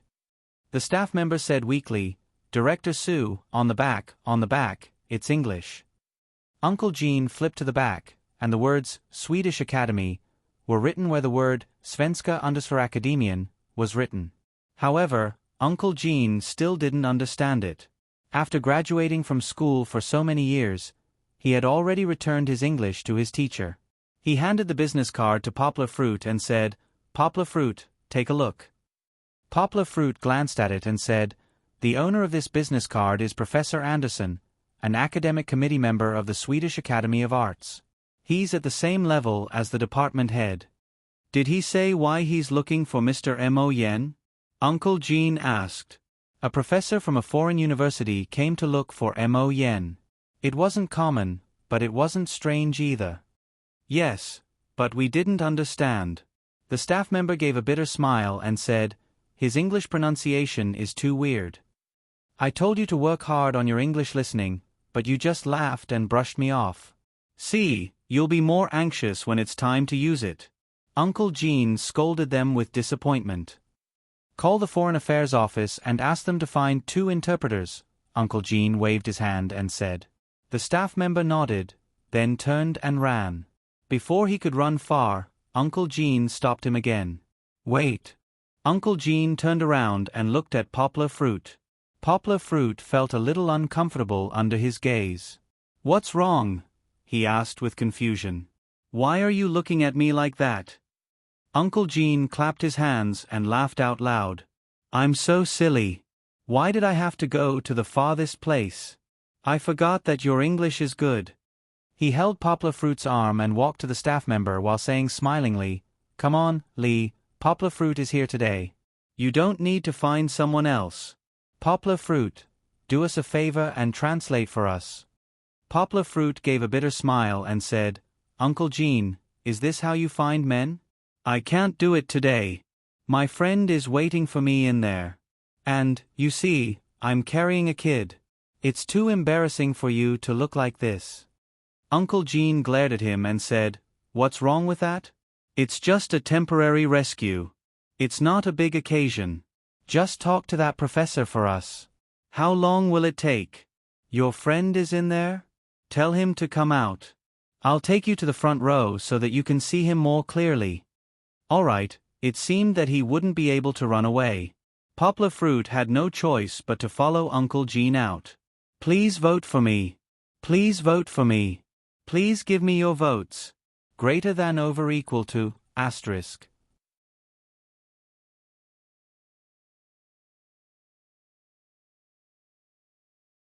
Chapter 165. Poplar Fruit didn't even have time to say hi to Zhang Yujie before Uncle Gene pushed him to the entrance of the library. A blonde foreigner was standing by the entrance of the library. Poplar Fruit saw him and understood why the staff of the Department of Education made such a big fuss. This seemingly elderly foreigner was well dressed from head to toe. He wore an elegant little top hat and carried a bright red crutch in his hand. He looked very much like a European nobleman in the Middle Ages. Soon, Poplar Fruit understood what Li meant when he said that the foreigner's accent was hard to understand. How was that hard to understand? That was lame. His English grammar wasn't standard, and he even mixed in the masculine and feminine suffixes. Poplar Fruit felt that even a primary school student in China could speak better English than him. Poplar Fruit had to guess to figure out what he meant. Once Poplar Fruit spoke in English, his fluent American English, he immediately attracted a lot of admiring gazes. He said that he's a representative from the Swedish Academy of Arts. He wants to talk to Master Mo Yen about something important in private. Poplar Fruit translated for Uncle Gene in a low voice. "Ask him if he can tell us what it is about," said Uncle Gene. Poplar Fruit translated for Uncle Gene in English. However, Poplar Fruit spoke a little too fast, and Professor Anderson didn't understand him. In a hurry, he said in Swedish, "Sir, please speak slowly." Only then did he realize that he had just spoken in Swedish. Then, he used his broken English to say it again. Poplar Fruit was amused. He murmured to himself, "Sir, you don't need to say anything. I understood what you said just now. If you switch to English, I'll have to guess again." Of course, he didn't say it out loud. Instead, he smilingly said to Professor Anderson in Swedish, "Mr. Anderson, our supervisor wants to know what you want to talk to Mr. Mo Yen about." "Oh, so you know Swedish. Thank God, I don't have to speak English anymore." Professor Anderson's mouth became more flexible as he spoke a long string of Swedish words. He complained to Poplar Fruit about the difficulty of learning English. "I know French, German, Spanish, and a little bit of ancient Greek, but I don't understand English. Their grammar is too weird." Poplar Fruit believed that 90% of the Chinese people would agree that English was difficult to learn. However, it would be hilarious if he complained that English grammar was weird. "The Swedish grammar is the disgusting one, okay?" Poplar Fruit recalled the time when he was learning Swedish. He had a headache when he saw the changes in Swedish vocabulary. Swedish nouns, adjectives, and verbs could all be changed. Nouns were divided into genders. They weren't divided into masculine and feminine like in French. Instead, they were divided into gender, non-gender, and gender. Most nouns were gender, but there were no rules to the gender of nouns. They had to be memorized. However, some ancient phrases and ceremonial words retained the yin and yang distinction of the gender nouns in ancient Swedish. Adjectives were more complicated. They had gender and number categories, as well as definite and indefinite forms. The definite article of an adjective was placed before the adjective. Similarly, personal pronouns had gender and number changes. Verbs didn't have person changes, but there were grammatical categories like tense, and so on. Compared to that, English was much simpler. Perhaps this old man could accept slightly more complicated grammatical changes. Poplar Fruit didn't point it out. He chatted with him for a while before asking the same question again. "I'm here to discuss with Mr. Mo Yen about his nomination for the Nobel Prize in Literature." Professor Anderson gently pulled his top hat and made a polite gesture to show his respect. Poplar Fruit conveyed this sentence to Uncle Gene in a low voice. Uncle Gene immediately became excited. He pulled Poplar Fruit to the side and whispered, "Really? Is this news accurate? Is Mr. Mo Yen really going to win the Nobel Prize in Literature?" Poplar Fruit didn't know whether to laugh or cry. He looked at him and whispered, "He's not going to win the Nobel Prize in Literature." It's just a nomination. Uncle Gene didn't understand, but Poplar Fruit knew about encyclopedic knowledge. The Nobel Prize in Literature wasn't decided so easily. Every September, the Nobel Prize in Literature Committee would send out invitations for nominations all over the world. Of course, not everyone had the qualifications to make a nomination. Those who could make a nomination were academicians from the Swedish Academy of Literature and other countries, literature professors and linguistics professors in higher education institutions, Nobel Prize winners, and chairmen of various countries' writers' associations. Then, at the beginning of February of the following year, the nominees had to submit an official nomination letter with relevant information about the candidate, such as the original work or translation. Otherwise, they would be considered to have given up or be moved to the next year's list. After that, there would be the confirmation of qualifications. The committee would clear out the nomination letters that weren't qualified. In the end, there would be a long list of about 200 people. Then, there would be the primaries. The primaries would eliminate most of the candidates based on various criteria. By April, there would only be about 20 people left on the list. It's only towards the end that we really enter the PK voting phase. Poplar Fruit said with a wry smile. Then, what's the nomination now? Uncle Gene asked. It's still the initial phase. It hasn't even reached the qualification verification stage. Poplar Fruit explained. Uncle Gene suddenly asked, how trustworthy do you think this person's words are? Poplar Fruit thought for a moment and said, I think it's very trustworthy. His Swedish is very authentic. Many of his words are quite classical. That's very rare nowadays. At least, the identity written on his name card shouldn't be wrong. Previously, when faced with the importance of this nomination, Yangwa made a judgment based on the knowledge in her mind. But in the end, the older the ginger, the spicier the ginger. As a veteran in the officialdom, Uncle Gene could see that it was extraordinary at a glance. He said, no, if it's just a simple nomination, Sweden wouldn't send such an important person over. They sent a professor to talk to Master Mo Yen face to face. That means they value Master Mo Yen very much. This is definitely not a small matter, Uncle Gene said with certainty. Hearing his analysis, Poplar Fruit nodded in realization. Indeed, this didn't make sense. The committee of the Nobel Prize in Literature was so mysterious and arrogant. Why would they send someone over just because of a nomination that wasn't important? Uncle Gene said seriously, don't tell anyone about what happened today. Don't let the staff know either. If the media exposed it in advance, it would be difficult for us. Because, in history, this might be the closest we've ever been to a Nobel Prize. Begging for monthly votes, begging for recommendations. Everyone, use your votes to support the poor. Greater than over equal to, asterisk.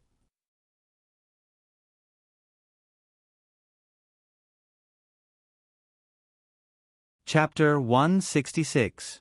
Uncle Gene instructed, Poplar Fruit, keep him under control later. You accompany him to sit under the stage for a while. The lecture will continue as usual. I'll arrange for him to talk with Master Mo Yen face to face after the lecture. You can continue to translate for him then. Uncle Gene patted Poplar Fruit's shoulder and said with a smile, thank you for following him today. It's not easy to find someone who understands Swedish at this time. This is a big deal. I have to report it to my superiors first. Poplar Fruit nodded and turned around to continue the conversation with Professor Anderson. Uncle Gene grabbed Poplar Fruit again and said, when you talk to him, remember to tell me if you find anything new. Don't tell the staff in detail. Uncle Gene went aside to make a call, while Poplar Fruit walked back to Professor Anderson. Seeing Poplar Fruit, Professor Anderson was very happy. In this place, the only person he could communicate with smoothly was Poplar Fruit. In fact, he was a little regretful. Before coming here, he shouldn't have tried to be brave. He should have asked the embassy for a translator who understood Swedish. He didn't expect that his English couldn't be understood by others. Poplar Fruit smiled politely at him. Mr. Anderson, we're very happy to have you here. He pointed at the poster by the door and continued, but, As Mr. Mo Yan's lecture is going to start soon, I wonder if you'll mind if we arrange for you to talk to Mr. Mo Yan in detail after the lecture? Professor Anderson smiled. I don't mind at all. I'm always free today. I'd like to ask if I can go in and listen to the lecture. I don't have a ticket. Poplar Fruit smiled. This request was so simple that he could answer for the staff here. Of course, no problem. You can come with me. Poplar Fruit turned around to look for Uncle Gene. He wanted to talk to him, but Xiaoli quickly walked up and whispered to Poplar Fruit, Mr. Yang, Director Su just told me that you can tell me directly if you need anything. Poplar Fruit said, I need to take this distinguished guest to the Multicultural Center for a lecture. Do you have any extra tickets? Xiaoli smiled and said, No need for tickets. I'll take you in. Following Xiaoli, Poplar Fruit brought Professor Anderson to the 8th floor. They went around the ticket gate and walked in through the front door. Xiaoli pointed at the front row and said, The front row seats are all reserved. You guys can sit anywhere you want, but it's best to leave the middle row empty. Before Poplar Fruit could say anything, Professor Anderson waved his hand and said, No, we don't want to sit in the front. Under Poplar Fruit's confused gaze, Professor Anderson smilingly explained, Wait a minute, I won't be able to understand Mr. Mo Yan's speech, and I'll need your help to translate. So, in order not to disturb Mr. Mo Yan, we'd better sit in the back where there are fewer people. Alright, he had to translate it himself. However, Poplar Fruit wasn't against it. On the contrary, he was eager to give it a try. He had never done simultaneous translation before, let alone in Swedish. Such a difficult challenge was too exciting. Poplar Fruit explained to Professor Anderson, then led him to the back. Zhang Yujie couldn't wait any longer. Poplar Fruit had been gone for 10 to 20 minutes. Could he have gotten lost? If she wasn't worried that Poplar Fruit wouldn't be able to find her when he came back, she would have gone out to look for Poplar Fruit. She sat on the chair and looked around, her head drifting to the back door from time to time. At that moment, she heard footsteps. She turned around and saw Poplar Fruit winking at her. However, Poplar Fruit didn't stop. He made a hand gesture to calm her down and continued walking. Zhang Yujie was confused. She stared blankly as Poplar Fruit carried Kiki to the back and sat down with the foreigner. Poplar Fruit held Kiki in front of him and said to Professor Anderson, Mr. Anderson, because you came in a hurry, we weren't prepared to welcome you. Today, I brought my daughter out. Do you mind if I carry my daughter? If he said that he minded, Poplar Fruit would take his daughter away immediately. He didn't want to serve such a proud foreigner. Professor Anderson smiled kindly at Kiki, then said to Poplar Fruit, I don't mind. My granddaughter has grown up. She's as cute as your daughter. Poplar Fruit smiled and started chatting with him. The advantage of encyclopedic knowledge was that Poplar Fruit could chat with anyone, especially in the field of literature. He had read too many literary works. The works of the great masters who won the Nobel Prize in Literature.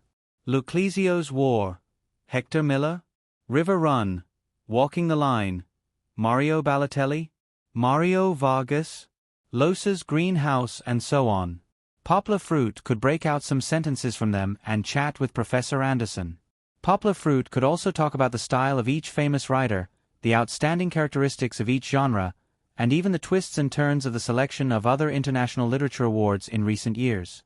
What surprised Professor Anderson even more was Poplar Fruit's familiarity with Swedish literature. Selma Lagerlöf, the pride of Swedish literature. Poplar Fruit also had a deep understanding of several of her representative works. This made Professor Anderson proud, and he also began to admire Poplar Fruit's erudition. Professor Anderson sighed, I have never seen a young man as outstanding as you. If you didn't say that you had never been to Sweden, I would have thought that you were a student of one of the professors in our Swedish academy. Poplar Fruit smiled. I'm a translator. Of course, my love for literature also motivates me to keep learning.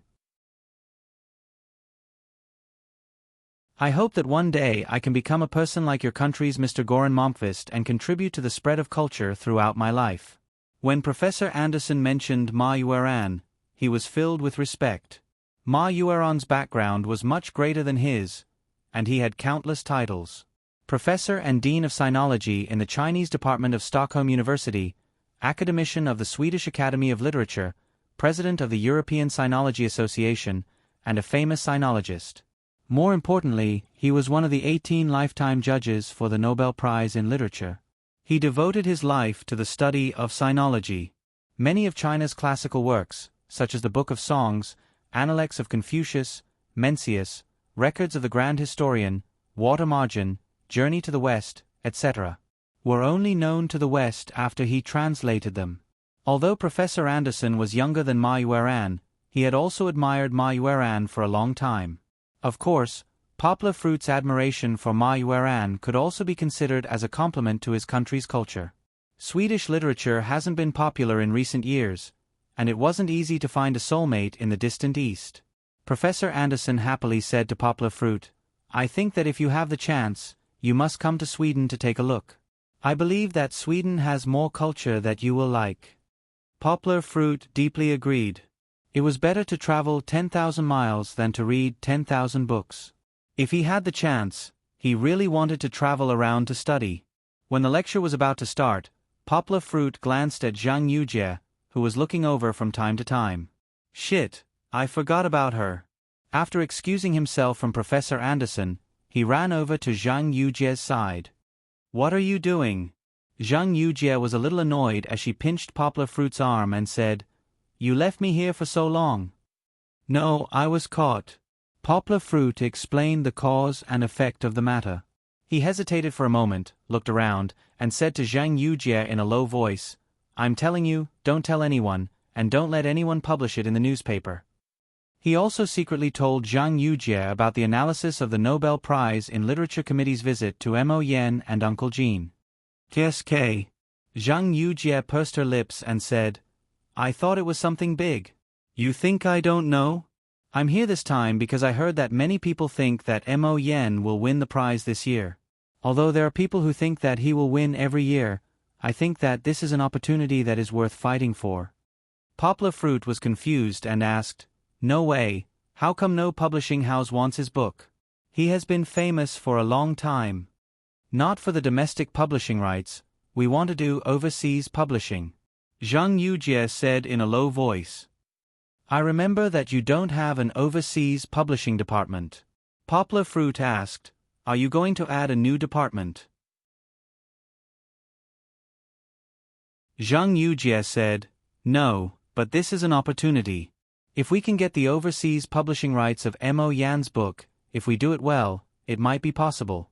My grandfather always told me that we can't keep our culture to ourselves. If we don't go out, we won't have a future." Poplar Fruit nodded in agreement. "Hurry up and go accompany that Swedish professor." Zhang Yujie pushed him and said, "The lecture is about to start." "What about you?" Poplar Fruit asked. "You don't have to worry about me. I'm not a 3-year-old kid, I don't need someone to accompany me to a lecture." Zhang Yujie said that, but she was still very happy. The unhappiness that was ignored just now was swept away. "Okay, aren't you going to see Mo Yen later?" "After the lecture, come with me. I'll tell Uncle Jean," Poplar Fruit said. "Okay." Back to Professor Anderson's side, the lecture had just begun. Under the introduction of the host, a middle-aged man, who was about 5 feet and 70 centimeters tall, walked up smilingly. That was Mo Yen. In terms of looks, no one would believe that he was the kind of person who could write such a profound local literature. However, such a man, who looked like a village secretary, had written such a great work like Red Sorghum. Poplar Fruit carefully looked at him. He felt that under that average-looking face, there was a profound and strong vibe. That was because he had accumulated enough knowledge and achievements to a certain extent. Poplar Fruit thought that he was still thousands of miles away from that. Mo Yen started talking. Poplar Fruit calmed himself down and focused on translating for Professor Anderson. After all, Professor Anderson was a foreigner. Mo Yan's lecture involved a lot of local culture and quoted many examples from his own works, so he didn't quite understand it. Seeing that, Poplar Fruit explained the difficult parts to Professor Anderson based on Mo Yan's lecture and his own understanding of Mo Yan. Fortunately, Mo Yan didn't talk fast, so Poplar Fruit had enough time to translate for him. Professor Anderson could finally finish listening to the lecture to his heart's content. Please vote for me, recommend me. Everyone, please use your votes to support the poor. Greater than over equal to, asterisk.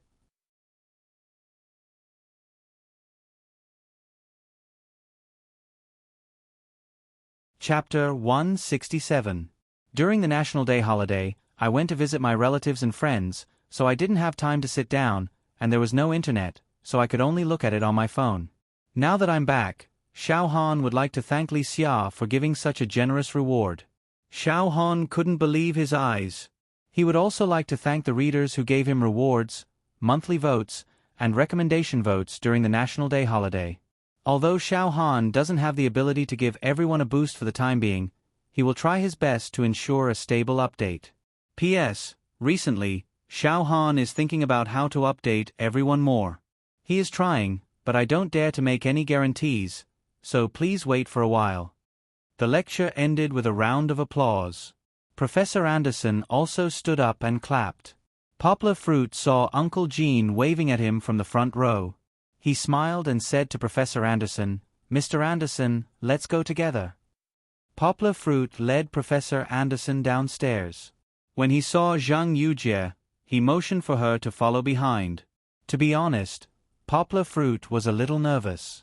He didn't know if he would be scolded by Uncle Gene if he brought Zhang Yujie down. After all, this was a relatively serious occasion. However, he was obviously overthinking. Poplar Fruit approached. Uncle Gene saw Zhang Yujie at a glance. He said in surprise, "Little Yujie, why are you here?" Without waiting for Zhang Yujie to answer, he waved his hand and said, "I'll tell you later." He turned to Poplar Fruit and said, "The director of our Department of Education is here, and the leader of the Department of Foreign Affairs is also here. Now, I'll leave this to them. You tell Anderson." Poplar Fruit looked up and saw a few people with extraordinary temperaments walking over, so he relayed Uncle Jin's words to Professor Anderson. Professor Anderson was stunned for a moment, but soon nodded. It wasn't that he had never dealt with the government, and this was very common. Poplar Fruit was about to follow, but Uncle Gene stopped him and said, "No need, they brought a translator." "Thank you for just now." Zhang Yujie said unhappily, "Uncle Su, you're getting rid of the donkey after it has left the millstone. You can't be like this." Uncle Gene smiled bitterly and said, "I don't want to either. But that's my big boss. Today's matter is unusual. My big boss and the leader of the Foreign Affairs Department are all here. They seem to be taking this matter very seriously, so they even sent the translator over." "Then why did you look for Poplar Fruit in the first place?" Zhang Yujie blamed Poplar Fruit for leaving her aside on Uncle Gene. "There are so many people who know English. Any one of them would do." "Why Poplar Fruit?" "Because the foreigner spoke Swedish," Wang Yao said. Poplar Fruit explained on behalf of Uncle Gene. He was very calm. After all, it was inappropriate for an outsider like him, who was carrying a child and wearing casual clothes, to be present at such an important diplomatic occasion. "You can speak Swedish?"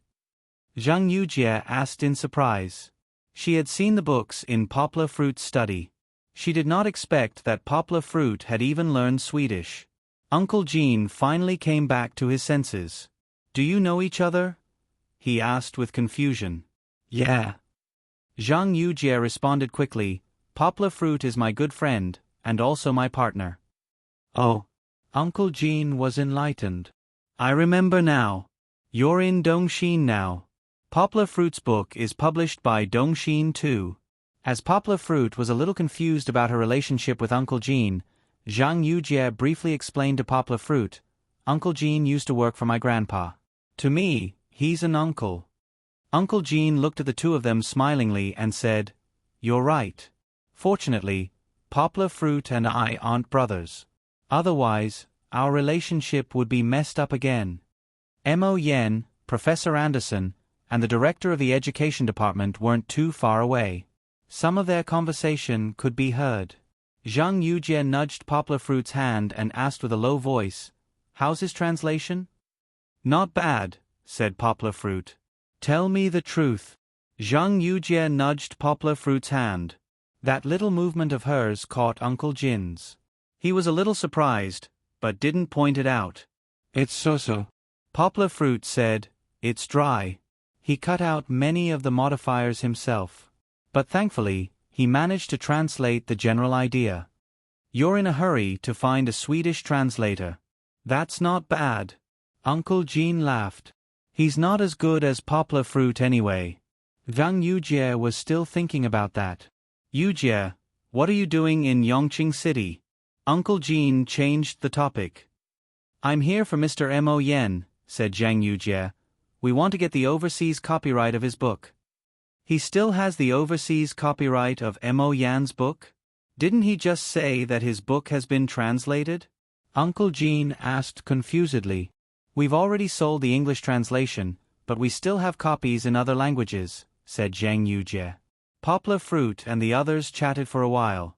Then, the Swedish translator walked over and looked at Poplar Fruit with a weird look, asking, "Are you Mr. Leon?" He said Leon's name in Swedish. Poplar Fruit paused briefly, then nodded and said, "I am. My Chinese name is Poplar Fruit." "Professor Anderson asked for you," the translator said to Poplar Fruit. He nodded and followed Uncle Jin. Poplar Fruit had no choice but to follow. The director of the education department had a weird look in his eyes when he saw Yang Guo holding a child. He glanced at Mo Yen and said, "Mr. Leon, right? What's your Chinese name?" Poplar Fruit gave his name, then looked at the group of people confusedly. They all fixed their eyes on him, which made him feel weird. Mo Yen smiled and said, "Just now, Professor Anderson recommended you to me. He said that you're the best person to translate my book." "Ah." Poplar Fruit was even more confused. Translate his book? What was going on? Wasn't he just here to talk to Mo Yen about the nomination? "Here's the thing," the director of the education department explained. "Just now, Professor Anderson said that most of Mr. Mo Yan's works haven't been translated into Swedish. He hopes that Mr. Mo Yen can provide a few Swedish translations of his representative works, so that the committee can review them. We don't have much time, and we don't have many Swedish translators in our country." Poplar Fruit turned and asked Professor Anderson, "Thank you for your recommendation. But, why me?" Professor Anderson said to Poplar Fruit smilingly, "Because you have a deep understanding of literature. Not only are you familiar with Swedish literature, but you also have a deep understanding of Mr. Mo Yan's works. I noticed that when you translated the lecture for me just now." While Professor Anderson was talking to Poplar Fruit, the Swedish translator translated the lecture for the others as well. Even so, the director of the education department said to Mo Yen, "This is a serious matter. Poplar Fruit is so young. I think we need to think about it carefully." Mo Yen didn't respond. Instead, he looked at Poplar Fruit and said smilingly, "Just now, Professor Anderson said that you know a lot about my works. Can you please answer a few questions of mine?" Before Poplar Fruit said yes, he picked a few questions to test Poplar Fruit. Poplar Fruit answered all the questions frankly. He also expressed his admiration for Mo Yen, especially when he read the short story called Boat. That short story reminded him of the short stories written by Mr. Shan Kongwen in the 1930s. Those short stories were all concise, yet bold and imaginative. After hearing the questions, Mo Yen gave Poplar Fruit a meaningful glance.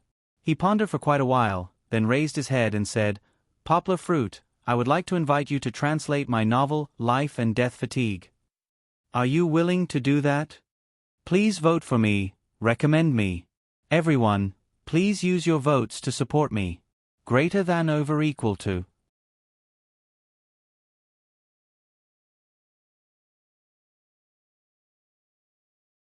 Chapter 168. During the National Day holiday, I went to visit my friends and relatives, so I didn't have time to sit down, nor did I have the internet, so I could only use my phone to look at it. Now that I'm back, Xiao Han would like to thank Mr. Li Xia. He rewarded me so generously, and a leader appeared. Xiao Han can't believe his eyes. He would also like to thank the readers who gave him gifts, monthly votes, and recommendation votes during the National Day holiday. Although Xiao Han doesn't have the ability to give everyone a boost for the time being, he will try his best to ensure a stable update. P.S. Xiao Han is trying to figure out how to update everyone more, but I can't guarantee anything. Please wait for a while. Poplar Fruit was stunned when he heard that. He couldn't believe it. Mr. Mo Yen wants me to translate his award-winning work, Life and Death Fatigue? Although it's not his best work, it's one of his most representative works.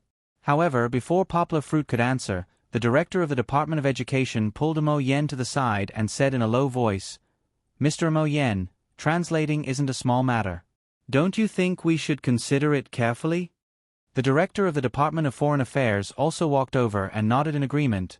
"Yeah, Mr. Yang looks very young. I think we should find someone more experienced to do this. I'll write a report and ask the department to contact an old Swedish professor.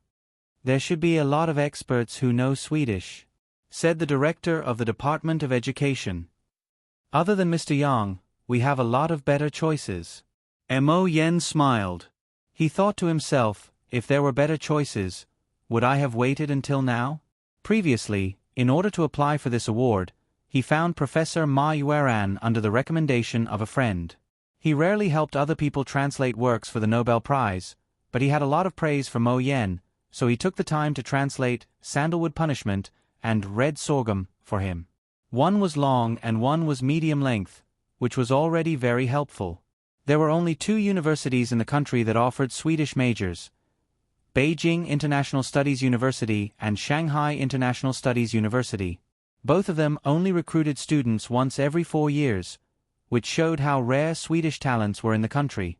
How could it be easy to find a suitable translator? In the past, he didn't think he had much hope in applying for this award, so after Professor Ma Yueran translated those 2 works, he didn't continue to look for someone else. But now, it seemed that there was still hope, and it was not small. When he heard this news, his heart, which had been calm like an ancient well, began to ripple again. The Nobel Prize was a prize that no one in his country had won in 100 years. It was very attractive to Mo Yen, so he wanted to fight for it again. It was no longer appropriate to talk to Professor Ma Yueran at the moment. Besides, it wasn't good to keep bothering him like that. So, Mo Yen had to find someone else. Naturally, the Ministry of Foreign Affairs had to find people to help through them. This line was very important. However, he had many good works, such as Fatigue of Life and Death, Frog, Master is Getting More and More Humorous, and other short and medium novels. They were all good. It was impossible to find enough people to translate all of them. Moreover, Mo Yen was worried about handing a work like Life and Death Fatigue to other people. If the translation was substandard, wouldn't all his efforts be in vain? Obviously, the director of the Ministry of Foreign Affairs knew more about language majors than the director of the Ministry of Education. When he heard the director of the Ministry of Education say, "many," he pushed him and said with a bitter smile, "No. There might be a few old professors, but not many in the country can speak Swedish. In our department, only Lu knows how to speak Swedish. I don't think you can find more than a few in the entire Guangdong province. But we still need to find talents in this field," said the director of the Ministry of Education in an official tone. "This is related to the reputation of our country. It's not too much to do it with the power of the whole country." The director of the Ministry of Foreign Affairs murmured in his head, "Easy for you to say. Can you mention the word, country, when you enter the central government?" Mo Yen said, "How about we also find out about Yang's situation? Let's see if he's the real deal. If he's not, we won't choose him, right?" The director of the Ministry of Foreign Affairs thought that it was a good idea. He waved his hand and called over the Swedish translator named Lu and asked, "Lu, what do you think about Yang's Swedish?" He looked into Lu's eyes and said seriously, "Tell me the truth." Lu understood why the director asked him that question. He turned around and glanced at Poplar Fruit. Watching him communicate with Professor Anderson so easily, Lu swallowed his saliva and threw away the trace of jealousy in his heart. He answered seriously, "Poplar Fruit speaks Swedish very well. I can't compare with him. Also, I think he's the best speaker I've ever seen. Even the teachers in my undergraduate class can't speak as well as he does." Lu graduated from the Capital International Studies University. He only did his undergraduate degree, but among his teachers, there were many decent Swedish scholars. Clearly, he had a very high opinion of Poplar Fruit. The director of the Ministry of Education also waved his hand and called Su Kai-jin over. Although Su Kai-jin was a newly promoted deputy director, he had a strong background. When the director talked to him, he asked politely, "Su, who is this young guy that you found?" "Him. He's my neighbor. Although he's just a youngster, I still think highly of him." Su Kai-jin smiled and said, "Oh yeah, didn't you buy a copy of the biography of Steve Jobs for your child's birthday? That was translated by Poplar Fruit." "Oh, in that case, he is also experienced in translating things." The director nodded and said with a hint of reminiscence. He still remembered how happy his son was when he received the gift, and how he couldn't bear to put it down. Su Kai-jin added, "Oh yeah, he's also a top translator from Sinda." When it came to Sinda, the director of the Ministry of Foreign Affairs was familiar with them.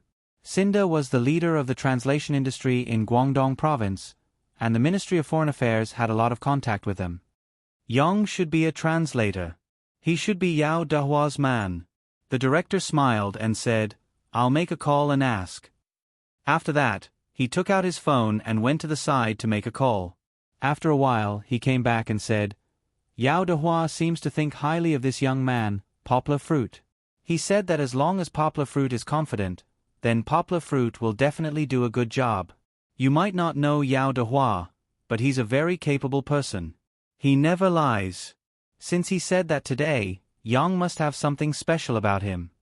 Su Kai-jin smiled and asked, "You said that there are so many Poplar Fruit books that I'm almost confused. What's going on here?" The director of the Ministry of Education smiled and said, "It's like this. Professor Anderson came this time to ask teacher Mo Yen to translate a few of his representative books into Swedish, so that it'll be easier for the judges to review them." Bull**T. Su Kai-jin said disdainfully, "They can't possibly have to translate all of the books into Swedish for them to read, right? That's too much work." "Definitely not all of them. That's why, from another perspective, it proves that teacher Mo Yen has a great chance," said the director of the Ministry of Education. Mo Yen continued, "Because time is tight, I have to submit the manuscript in the middle of February. There aren't many people in the country who can do this. If Poplar Fruit is good enough, I'd like to ask him to translate one book for me." Hearing that, Su Kai-jin frowned and said slowly, "Poplar Fruit is still young. If we give it to him, will it?" He said the same thing as the director of the Ministry of Education, but with a different motive. He wanted to protect Poplar Fruit. This wasn't a small matter. If Poplar Fruit didn't translate well, or if Mo Yen didn't win the Nobel Prize in Literature, it would be a huge blow to Poplar Fruit. Moreover, he would also be questioned because of this, and some irrational people would even blame him for the mistake. Like Yao Dehua, he had high hopes for Poplar Fruit. He believed that in the future, Poplar Fruit would definitely achieve great things. But, if he were to pull the seedling to help it grow, it would destroy him without a doubt. Based on the information he had gathered, Mo Yen started to have a clearer understanding of Poplar Fruit. Professor Anderson thought highly of him, meaning that Poplar Fruit was indeed good at Swedish. He was able to answer Mo Yan's questions with confidence and fluency, which meant that Poplar Fruit knew a lot about Mo Yan's work. The director of the Ministry of Education and the others had been making suggestions. At last, Mo Yen was the one who made the final decision. Mo Yen walked to Poplar Fruit, crossed his arms, and asked with a smile, "Poplar Fruit, have you made up your mind?" On the way home, the city was lit up by the neon lights. Poplar Fruit sat in the back seat of a taxi with Kiki and Zhang Yujie, looking outside through the blurry window. When they got home, gold ran up to them while wagging its tail. Kiki took off her heavy clothes and regained her energy. Only then did Poplar Fruit feel a little bit more real. What happened today was like a dream. He was only attending a lecture with Zhang Yujie, but somehow, he became the main character of the lecture. Not only did he coax a Swedish professor who was dressed like a noble, but he was also recognized by a master like Mo Yen and given an important task. He was going to translate a literary work with 490,000 words within a month. In terms of time and number of words, that was much more difficult than translating the biography of Steve Jobs. And he accepted it with pleasure. Perhaps it was because of the demon in his heart that longed for challenges. But that was good. That was another peak that he needed to climb. Of course, Poplar Fruit didn't forget about Zhang Yujie's mission. After he agreed to Mo Yan's request, he introduced him to Zhang Yujie. Maybe because he was too excited today, Zhang Yujie didn't spend too much time persuading him. Mo Yan agreed without hesitation. No matter if he won an award or not, she would help him sell the book overseas. If he won an award, he would get a higher percentage of the profits. Zhang Yujie's generous offer was one of the reasons why Mo Yan was attracted to her. Zhang Yujie was very happy to get the overseas copyright of Mo Yan's books except for English. When she got home, she held Poplar Fruit's hand and said that she couldn't believe it. "Oh, how about I try to leave his book for you to translate?" Zhang Yujie said happily, "I know that you can speak French, Spanish, and many other languages." Poplar Fruit was stunned. He smiled and said, "Then, aren't you going to tire me to death?" Zhang Yujie put her arm around Poplar Fruit's shoulder and said like a good brother, "Of course not. I plan to leave the best 1 or 2 books for you. And, you don't have to flip through all of them. Just grab a few mainstream ones and do it for me." Poplar Fruit was tempted. He smiled and said, "Then, what kind of reward are you going to give me?" Zhang Yujie's eyes lit up and said, "I suggest that you don't sell the copyright of your translation right now. Wait until he wins an award. I mean, if he wins, then your price can be multiplied a few times." Zhang Yujie already thought of herself as a member of the Yang family. She sold the publishing house together with Poplar Fruit. She wondered what Pang Yu, who wanted to nurture her, would think if he knew. Begging for monthly votes, begging for recommendations. Everyone, please use your votes to support the poor. Greater than over equal to, asterisk.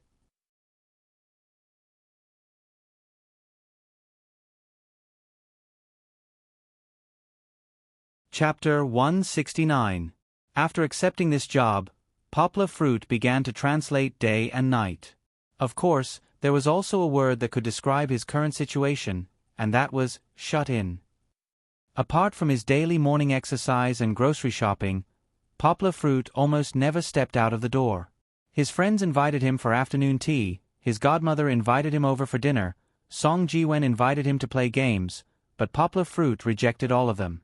The task this time was much more difficult than he had imagined. The literary works such as the biography of Steve Jobs that he had translated in the past could not be completely counted as literature. Their narrative function was far more than that of literature. Relatively speaking, Life and Death Fatigue, with its precise wording and complicated plot, could be counted as a literary work in the full sense of the word. Moreover, this time, it was a hit. Translating from Chinese to English was more difficult than translating from English. That was because Chinese translators were more familiar with expressing themselves in Chinese. As for mid-flip Rue, the difficulty was countless times higher than mid-flip-ing. Swedish was harder to master than English, and there weren't many examples to learn. Other than the translations by Professor Ma Yueran, the translations by other people were lackluster. Therefore, even though he knew every detail of the book by heart, Poplar Fruit still encountered many difficulties when translating it. How could he translate it properly? How could the Swedish readers not feel awkward when they read the book? How could he fully express the unique Chinese culture and customs of the novel and make it easy for the readers to understand? These were all things that Poplar Fruit had to ponder over. Sometimes, Poplar Fruit would even have to think of hundreds of possibilities to choose a word. Even with his superhuman IQ, it would take him a lot of effort to figure it out. The after effect was that Kiki was often neglected. Poplar Fruit could indeed multitask, but sometimes if he put too much effort into one aspect, he would be a little slow on the other. For example, there was once when he was feeding Kiki milk. Kiki had sucked up all the milk in the bottle, but he was still carrying Kiki and pacing around with a pacifier in Kiki's mouth. Kiki protested many times because of this. Poplar Fruit apologized to Kiki every time, but the next time, he made the same mistake in other things. To prevent radiation, Poplar Fruit never took out the computer to type when he was playing with Kiki in the living room. He would only draft in his mind. This caused him to be absent-minded when he played games with Kiki. Kiki held a small toy in front of him, but he didn't even blink.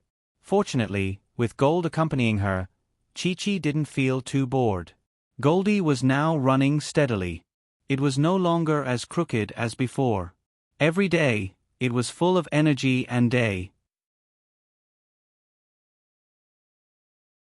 Poplar poplar poise, poi papa papa poi, popoi, papa po papa papa poise and papa poi papa papa papa papa papa papa papa papa papa papoi. One of the games that Kiki liked to play was to catch Papa Poi's tail. Every time, when Papa Poi's tail started to move, Kiki would see it and immediately throw away the toy in her hand. She would quickly crawl over and reach out to catch it. In the beginning, when Papa Poi was inconvenient, Kiki often succeeded. Later, as it ran more smoothly, Kiki began to lose control of Papa Poi. It could be seen crawling and waving its hands. But just when Kiki was about to touch it, Papa Poi would nimbly turn its body and run 2 steps forward. Then, it would turn back to look at Kiki. Its tail would move again and again, as if it was fishing. Kiki never got tired of it. She chuckled and chased after it. When she got tired, she would directly lie down on the carpet and gasp for breath. At this time, Goldie would stand in the same place and continue to wag its tail, waiting for Kiki to come up and play with it. However, Kiki didn't want to move at all. Goldie waited for a while and whimpered twice. When it saw that its little master was ignoring it, it lowered its head and slowly moved over. Kiki reached out and touched Goldie's small and fluffy body. Goldie then lay down and put its head under Kiki's armpit, begging for Kiki's touch. Of course, Kiki didn't know how to stroke Goldie's little head. She just patted it lightly and heavily. Generally speaking, the strength was not great. Goldie narrowed his eyes in satisfaction. If she was tired, Kiki's hand that was patting Goldie would slowly stop. Her small nose would slightly snort, and she would gradually fall asleep. Goldie raised half of its body and looked at Kiki. Then, it continued to lie down. Leaning against Kiki, it closed its eyes and fell asleep. This scene was very loving. Poplar Fruit woke up from his thoughts. When he saw Kiki and Goldie snuggling up to each other, he smiled from the bottom of his heart. It was quite troublesome to raise Goldie. Just like Kiki, it had to drink milk several times a day, and he also had to find ways to give it nutrients. Moreover, Goldie hadn't learned how to clean itself in the toilet. Therefore, Poplar Fruit had to remind it to be careful in the beginning. Otherwise, it wouldn't know when it would step on it. Later on, when Poplar Fruit was changing Kiki's diaper, he suddenly had a flash of inspiration. Why not put diapers on Goldie? Therefore, despite Goldie's objection, Poplar Fruit put a diaper on it.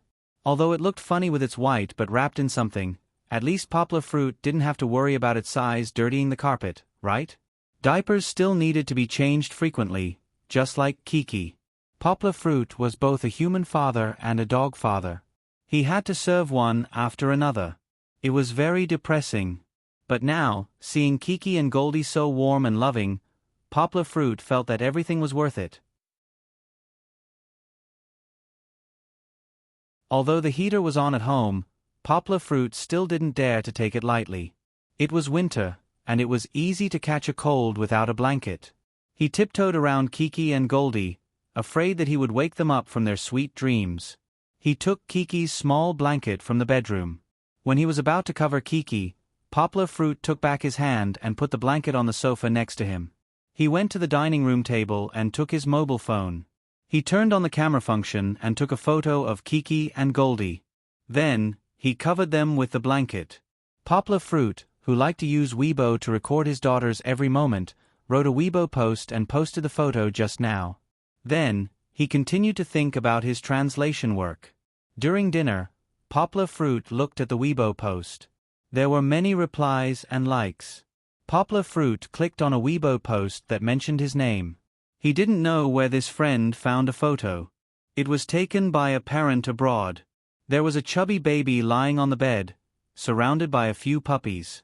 The puppies cutely posed in all kinds of poses, and one of them was lying on its back like the baby, sleeping soundly. That friend mentioned Poplar Fruit's name and suggested that he raise a few more puppies for Kiki. Poplar Fruit shook his head and closed the Weibo post with a bitter smile. It was already troublesome enough to take care of these two little ones. Raising a few more puppies? Begging for monthly votes, begging for recommendations. Everyone, use your votes to support the poor. Greater than over equal to.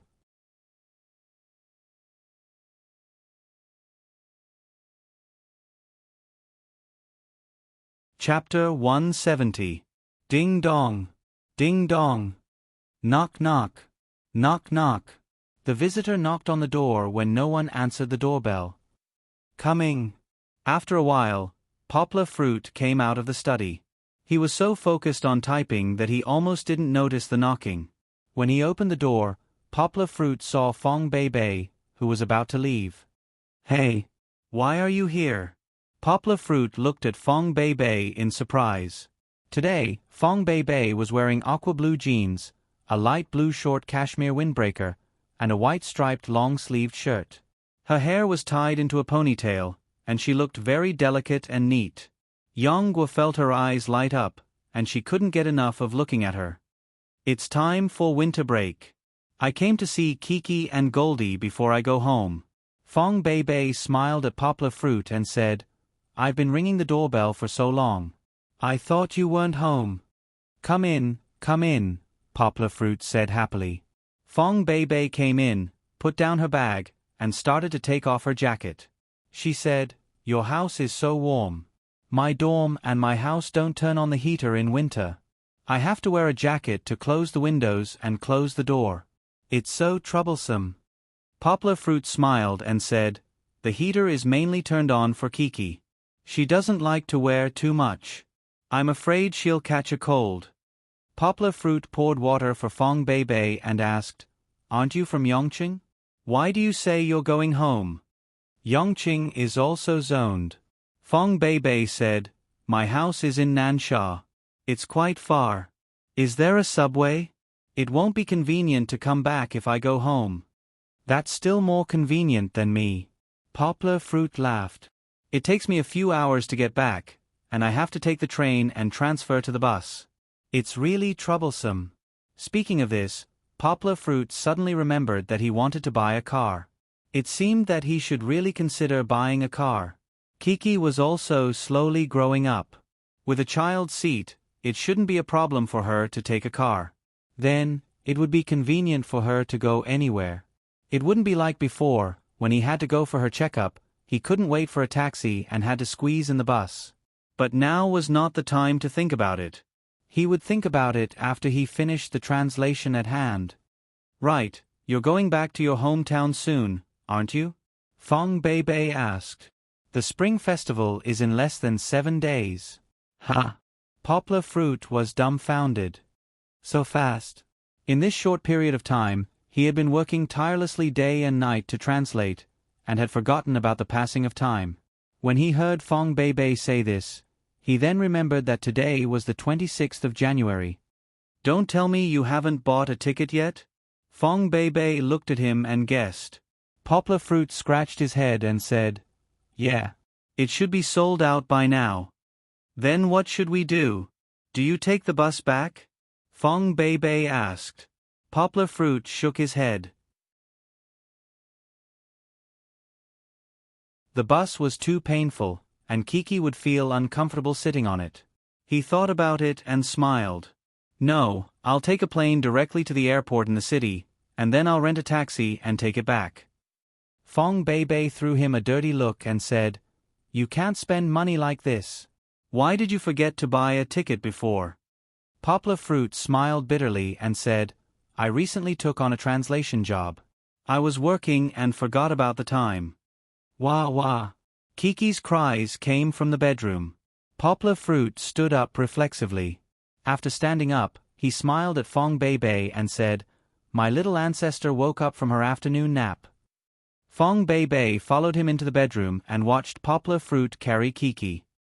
He patted her back and gently coaxed her by her ear. A child's grumpiness when waking up was indeed an unsolvable problem. No matter how soundly she slept, she liked to cry for a period of time when she woke up. Poplar Fruit had found such an excuse to comfort himself. Well, Kiki's crying could be considered as practice. After all, when her father was with her, Kiki was very obedient and rarely cried. Crying was good for expanding her lung capacity. Kiki, Kiki, Sister Bei Bei that you always wanted to play with is here today. Poplar Fruit whispered in Kiki's ear. After Fong Bei Bei repeatedly objected and threatened to revert to the weird uncle title, Poplar Fruit changed his words and acknowledged Fong Bei Bei's seniority in front of Kiki. He no longer allowed Kiki to call Fong Bei Bei Auntie. Kiki, don't cry. Come and let Sister Bei Bei hug you, okay? Fong Bei Bei smiled and stretched out her hands. When Kiki heard Fong Bei Bei's call, she cried and glanced at Fong Bei Bei with teary eyes. She hugged her father's neck and couldn't react for a moment. She had just woken up and her mind was still in a mess. However, she still let go of her father's arms and turned to Fong Bei Bei's embrace. Fong Bei Bei hugged her and comforted her softly. Poplar Fruit scratched his head and walked out of the bedroom with them. In the bright living room, Kiki's crying gradually slowed down. When Goldie heard the sound, it wagged its tail and came over. It raised its head and looked at the unreachable Kiki. It could only circle around Fong Bei Bei's heels. Fong Bei Bei was barefoot and wearing slippers. Goldie sniffed and began to lick it with its tongue. The wet feeling tickled Fong Bei Bei and made her laugh. Without a daughter to hug, Poplar Fruit picked up Goldie and sat on the other sofa. However, Goldie obviously forgot about its father Yang the moment it saw Chi-Chi. It kept trying to break free. Poplar Fruit could only let it go. Goldie ran to the edge of the sofa and hesitated. For it, the sofa's height was no less than a cliff. It was frightened just by looking at it. It stuck its head out and looked around, but it didn't dare to jump down. Poplar Fruit looked at it in amusement. He felt that Goldie was very interesting and wanted to trap Goldie for a while longer. Fong Bei Bei kicked Poplar Fruit and rolled her eyes at him. She said, Hurry up and put Goldie down. It's as fun as a child. Goldie was carried down and then placed on the sofa Fong Bei Bei was sitting on. Fong Bei Bei was sitting on the sofa. Although it wasn't as wide as the floor, Goldie could still run around on it. It moved around actively for a while and then came over to rub its head against Kiki's foot. Uncle, you've taken good care of Goldie, Fong Bei Bei said with satisfaction. Look at its movements, I know it's very healthy. That's right, don't you know who I am? Yang Guo proudly patted her chest and said, You're so full of yourself after praising you. It seems that I can't say good things about you in the future. Fong Bei Bei said with disdain. Don't. Poplar Fruit rolled his eyes and said, Actually, I can do so well because of your patient teaching. All the credit belongs to you. Fong Bei Bei said with a nasal sound to show her disdain for Poplar Fruit's flattery. Kiki looked left and right in Fong Bei Bei's arms and even played with Goldie with the tip of its foot. Poplar Fruit talked to Fong Bei Bei about her exams. How did you do on your final exam? Poplar Fruit used to have a very painful final exam every semester. Most of the time in university, he would play crazily for a semester and then study hard, self-study, for a month. In the end, whether he could pass the final exam or not depended on the results of this month's study. Fong Bei Bei shouldn't be a bad student like Poplar Fruit, but when she talked about the final exam, she suddenly became gloomy. I don't know. I think English is quite difficult. I didn't have time to do a lot of the questions. Out of the 4 reading papers, 2 of the 10 questions were guessed.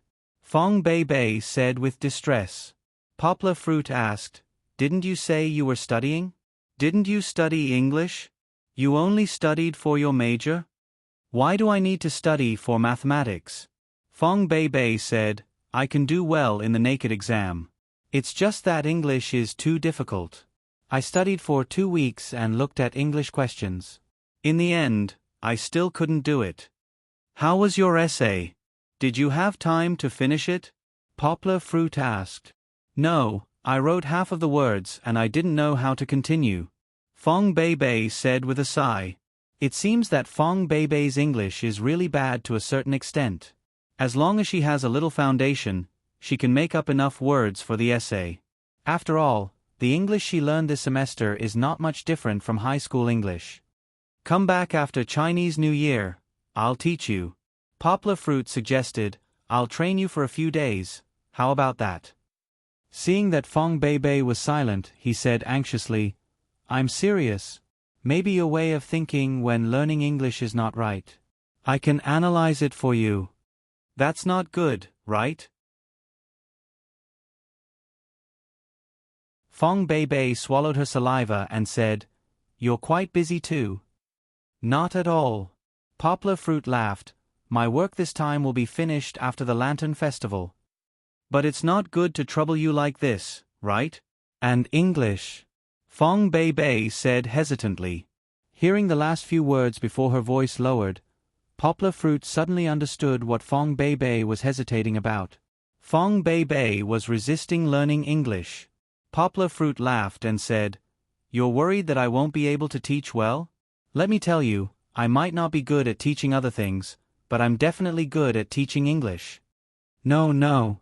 Fong Bei shook her hand and said in a low voice, "I'm afraid that I won't be able to learn well." Poplar Fruit waved his hand and laughed. "What's there to be afraid of? Give it a try. Do you want to continue like this? Do you want to let English drag you down?" He continued to add fuel to the fire and said, "You don't have to worry about the trouble of traveling back and forth. Because I'm about to start my master's, I'll probably have to rent a house near the school. If you come over to study, you can help me keep Kiki company. Look at her, she's all alone, how pitiful." In order to convince Fong Bei, Poplar Fruit even used Kiki's emotional card. Helplessly looking at Poplar Fruit, Fong Bei finally nodded her head. Fong Bei agreed. Poplar Fruit's heart was filled with joy, and he could not help but have a silly smile on his face. But Fong Bei did not see it. She lowered her head and lovingly touched Kiki's little face. That pair of clear and kind eyes were overflowing with the light of love at this moment. Poplar Fruit was a bit dazed. He did not know why, but he thought of some people and some things. The past could not be changed. The people who left were silent in time. What else could he do? Cherish the present and grasp the present. Begging for monthly votes, begging for recommendations. Everyone, use your votes to support the poor. Greater than over equal to.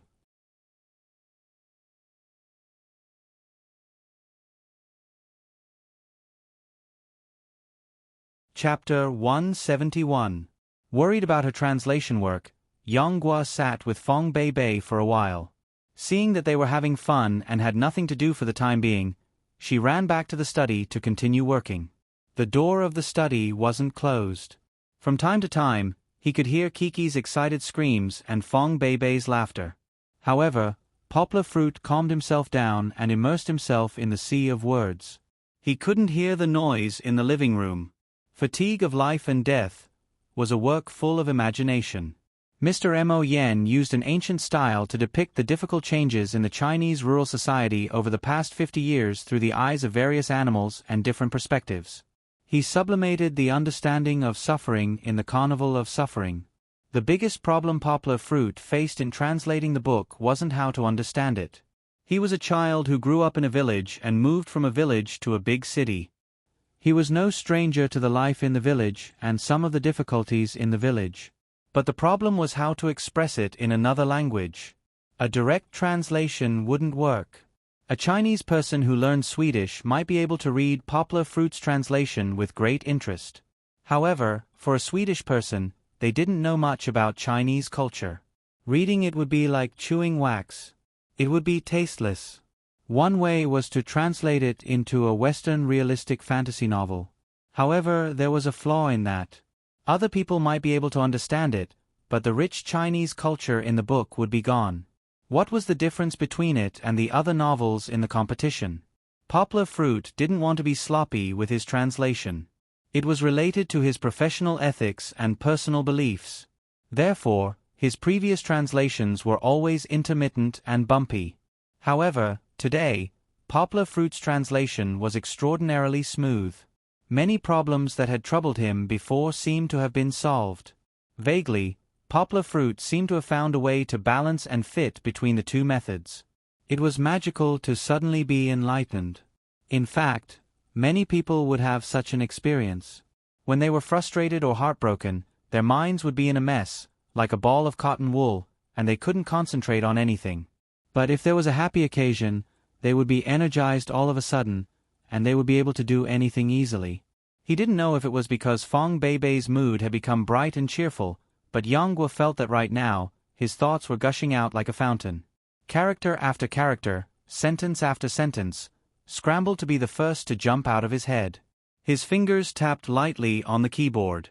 The rhythm was bright and fast, and the sound was continuous. In the ears of Poplar Fruit, who had a poor sense of music, it was not inferior to the sound of nature. The exhilaration of translating one article after another was so exhilarating that it was impossible to stop. After an unknown amount of time, Poplar Fruit was happily writing when he felt a sudden pain at the roots of his hair. Someone was pulling his hair back. Poplar Fruit was suddenly awakened from his state of complete concentration. He heard Kiki's proud laughter. Turning his head, he saw Kiki's innocent smile. Looking up, Poplar Fruit saw Fong Beibei, who was holding back her laughter and looking apologetic. I'm sorry. Fong Beibei said hurriedly, I came in mainly to see what you were doing. Sorry to disturb you. Poplar Fruit also laughed happily. He stood up, turned around, and pinched Kiki's little face. He smiled and said, It's okay. I can also take a break. Are you translating in English? Fong Beibei pointed at the screen and said, I can't understand a single word. That's so frustrating. Poplar Fruit was stunned, then laughed and said, It's not English. If it's English, how can you not understand a single word? Look, there's not even a be verb here. Phew. Fong Beibei breathed a sigh of relief and said, I thought I was hopeless. Haha, this is in Swedish. It's normal that you can't understand it. Poplar Fruit laughed. You know Swedish? Fong Beibei asked in surprise. That's not right. Since when did our school have a Swedish major? Indeed, we don't. I learned it myself. Poplar Fruit explained. Comparisons are odious. Fong Beibei sighed and said, It's so difficult for me to learn English, but you can learn Swedish on your own. Poplar Fruit comforted her and said, Don't belittle yourself. Everyone's talent is different. Look, you can learn math so easily, but I want to sleep when I see math problems. After chatting for a while, Fong Beibei followed Kiki back to the living room. Poplar Fruit continued to translate. He planned to strike while the iron was hot today and translate more. He also wanted to see if he could summarize some insights. When it was almost 5 o'clock, Fong Beibei looked at her phone and then looked at the sky outside. She wondered if it was time to leave and go back to school. At this time, the music of Castle in the Sky suddenly rang in the house. Although the song Castle in the Sky was very pleasant to listen to, it was so sudden that Fong Beibei was still shocked. Looking for the sound, Fong Beibei finally saw the phone on the dining room table. However, because it rang for a long time, it automatically hung up. Poplar Fruit did not respond at all. Fong Beibei shook her head and sat back down. However, just as her butt touched the stool, the ringtone rang again. Poplar Fruit's input was so deep that it probably would not be heard even if it rang a few more times. Fong Beibei stood up and was about to take the phone to Poplar Fruit. The phone was placed on the dining table facing up. The screen lit up with the caller's information. Duan Xueqing. Fong Beibei's hand froze. This name should be from a woman. And it looked like a fairy. After pausing in the air, Fong Beibei picked up the phone and walked to Poplar Fruit's study. When she walked in, the phone had been disconnected again. She gently touched Poplar Fruit, who was staring at the screen. What's wrong? Poplar Fruit recovered and asked Fong Beibei. Someone just called you twice. I don't know if it's urgent. Fong Beibei handed the phone to Poplar Fruit. Oh. I didn't pay attention. Poplar Fruit quickly took the phone and opened the missed call list. It was Duan Xueqing. Poplar Fruit looked at Fong Beibei. He was a little hesitant, but he still pressed the call back button. Fong Beibei was not interested in staying in the room to listen to Poplar Fruit's call. She turned and went back to the living room. After a while, Poplar Fruit came out. He went into the bedroom and took a jacket. He put it on and said to Fong Beibei, "Beibei, can you help me take care of Kiki? My friend needs my help. I'll be back soon." Fong Beibei opened her mouth and hesitated for a moment before nodding her head. Poplar Fruit smiled and said, "Don't worry, I'll be back soon. Also, wait for me to come back so we can eat together." "Okay." Fong Beibei responded briefly. She watched Poplar Fruit open the door and leave. His back disappeared behind the door. Begging for monthly votes, begging for recommendations. Everyone, use your votes to support the poor. Greater than over equal to, asterisk.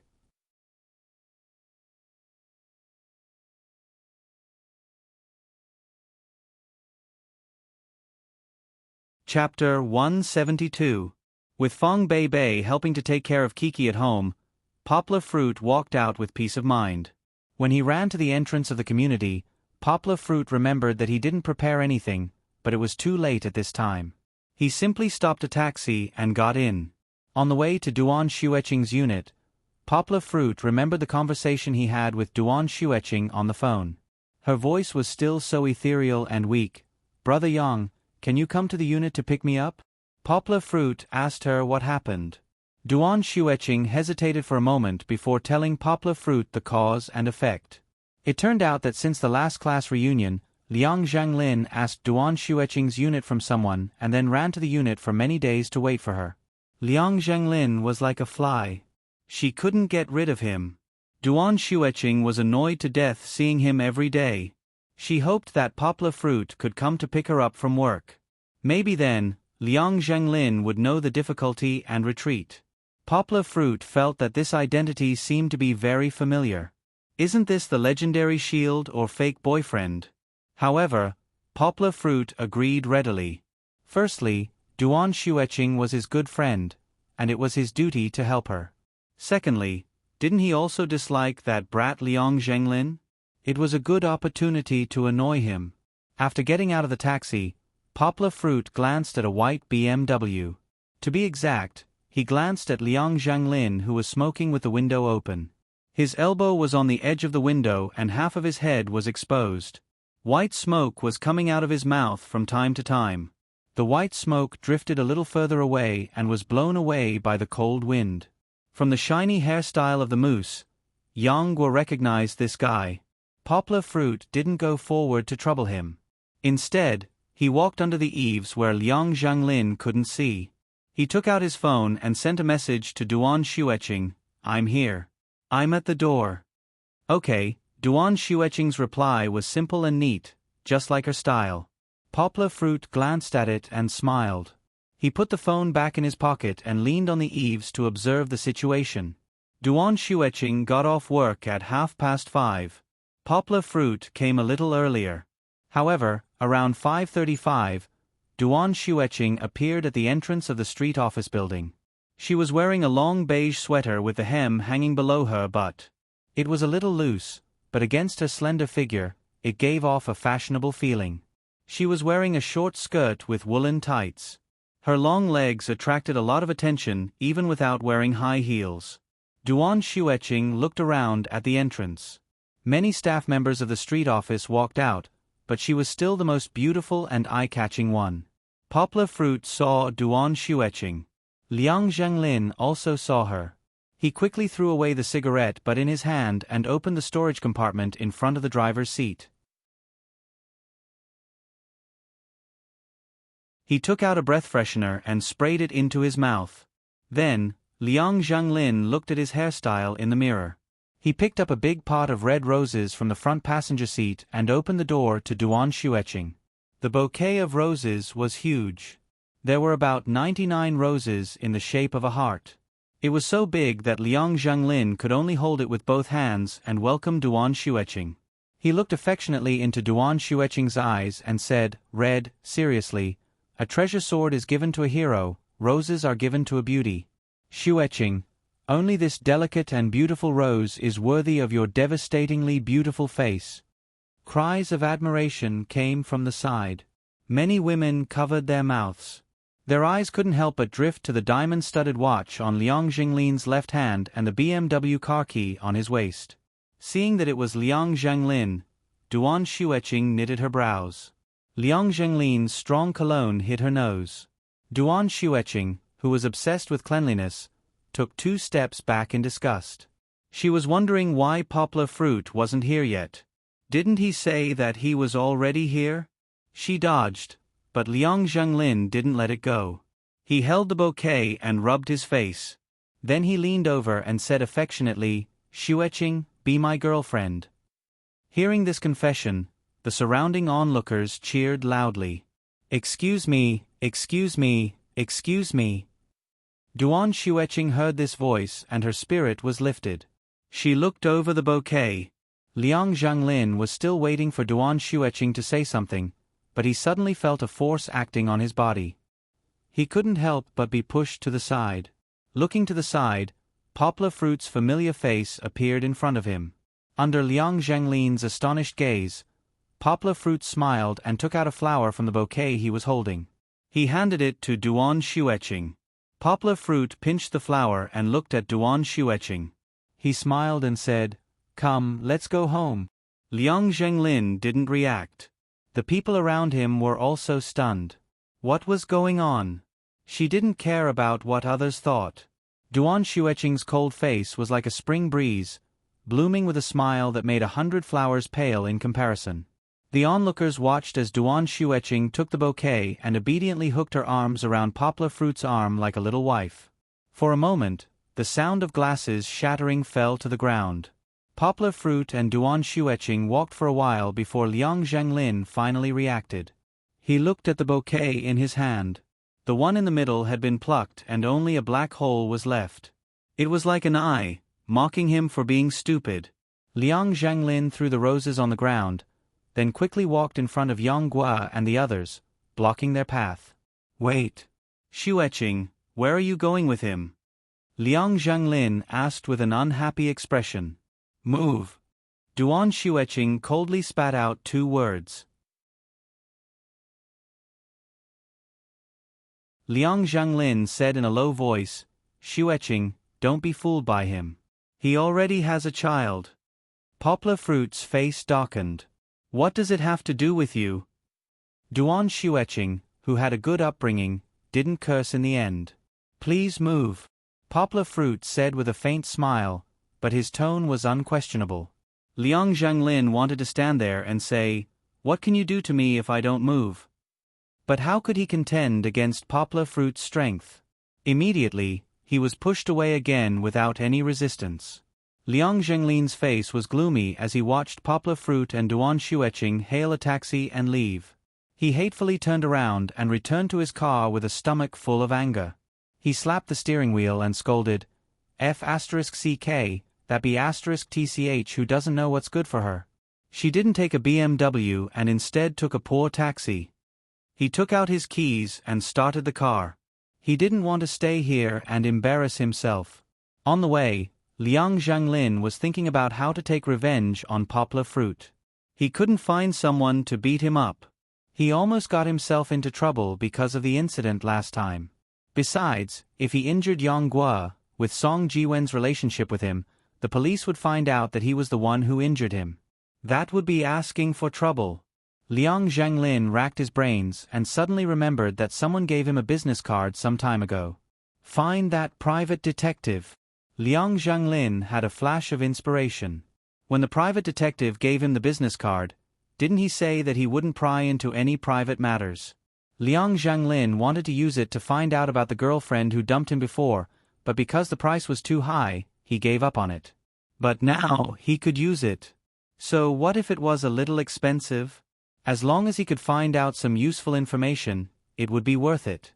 Cheating couple. Liang Zhanglin scolded in the car. See, I'll definitely break your relationship, and even ruin your reputation. After getting into the car, Poplar Fruit had already pulled his arm out. Duan Xueqing was still holding the red rose, as if she couldn't bear to put it down. Why aren't you throwing it away? Poplar Fruit laughed. This is Liang Zhanglin's flower. No. Duan Xueqing whispered.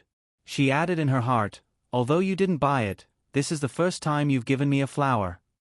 Poplar Fruit saw her sniffing the rose from time to time. Her pretty face was a little pink in the dim car. He shrugged indifferently and said, if you don't want to throw it away, then keep it. But be careful not to get pricked by the thorns below. Okay. Duan Xueqing sweetly replied. Poplar Fruit let the taxi drive to the entrance of Duan Xueqing's neighborhood.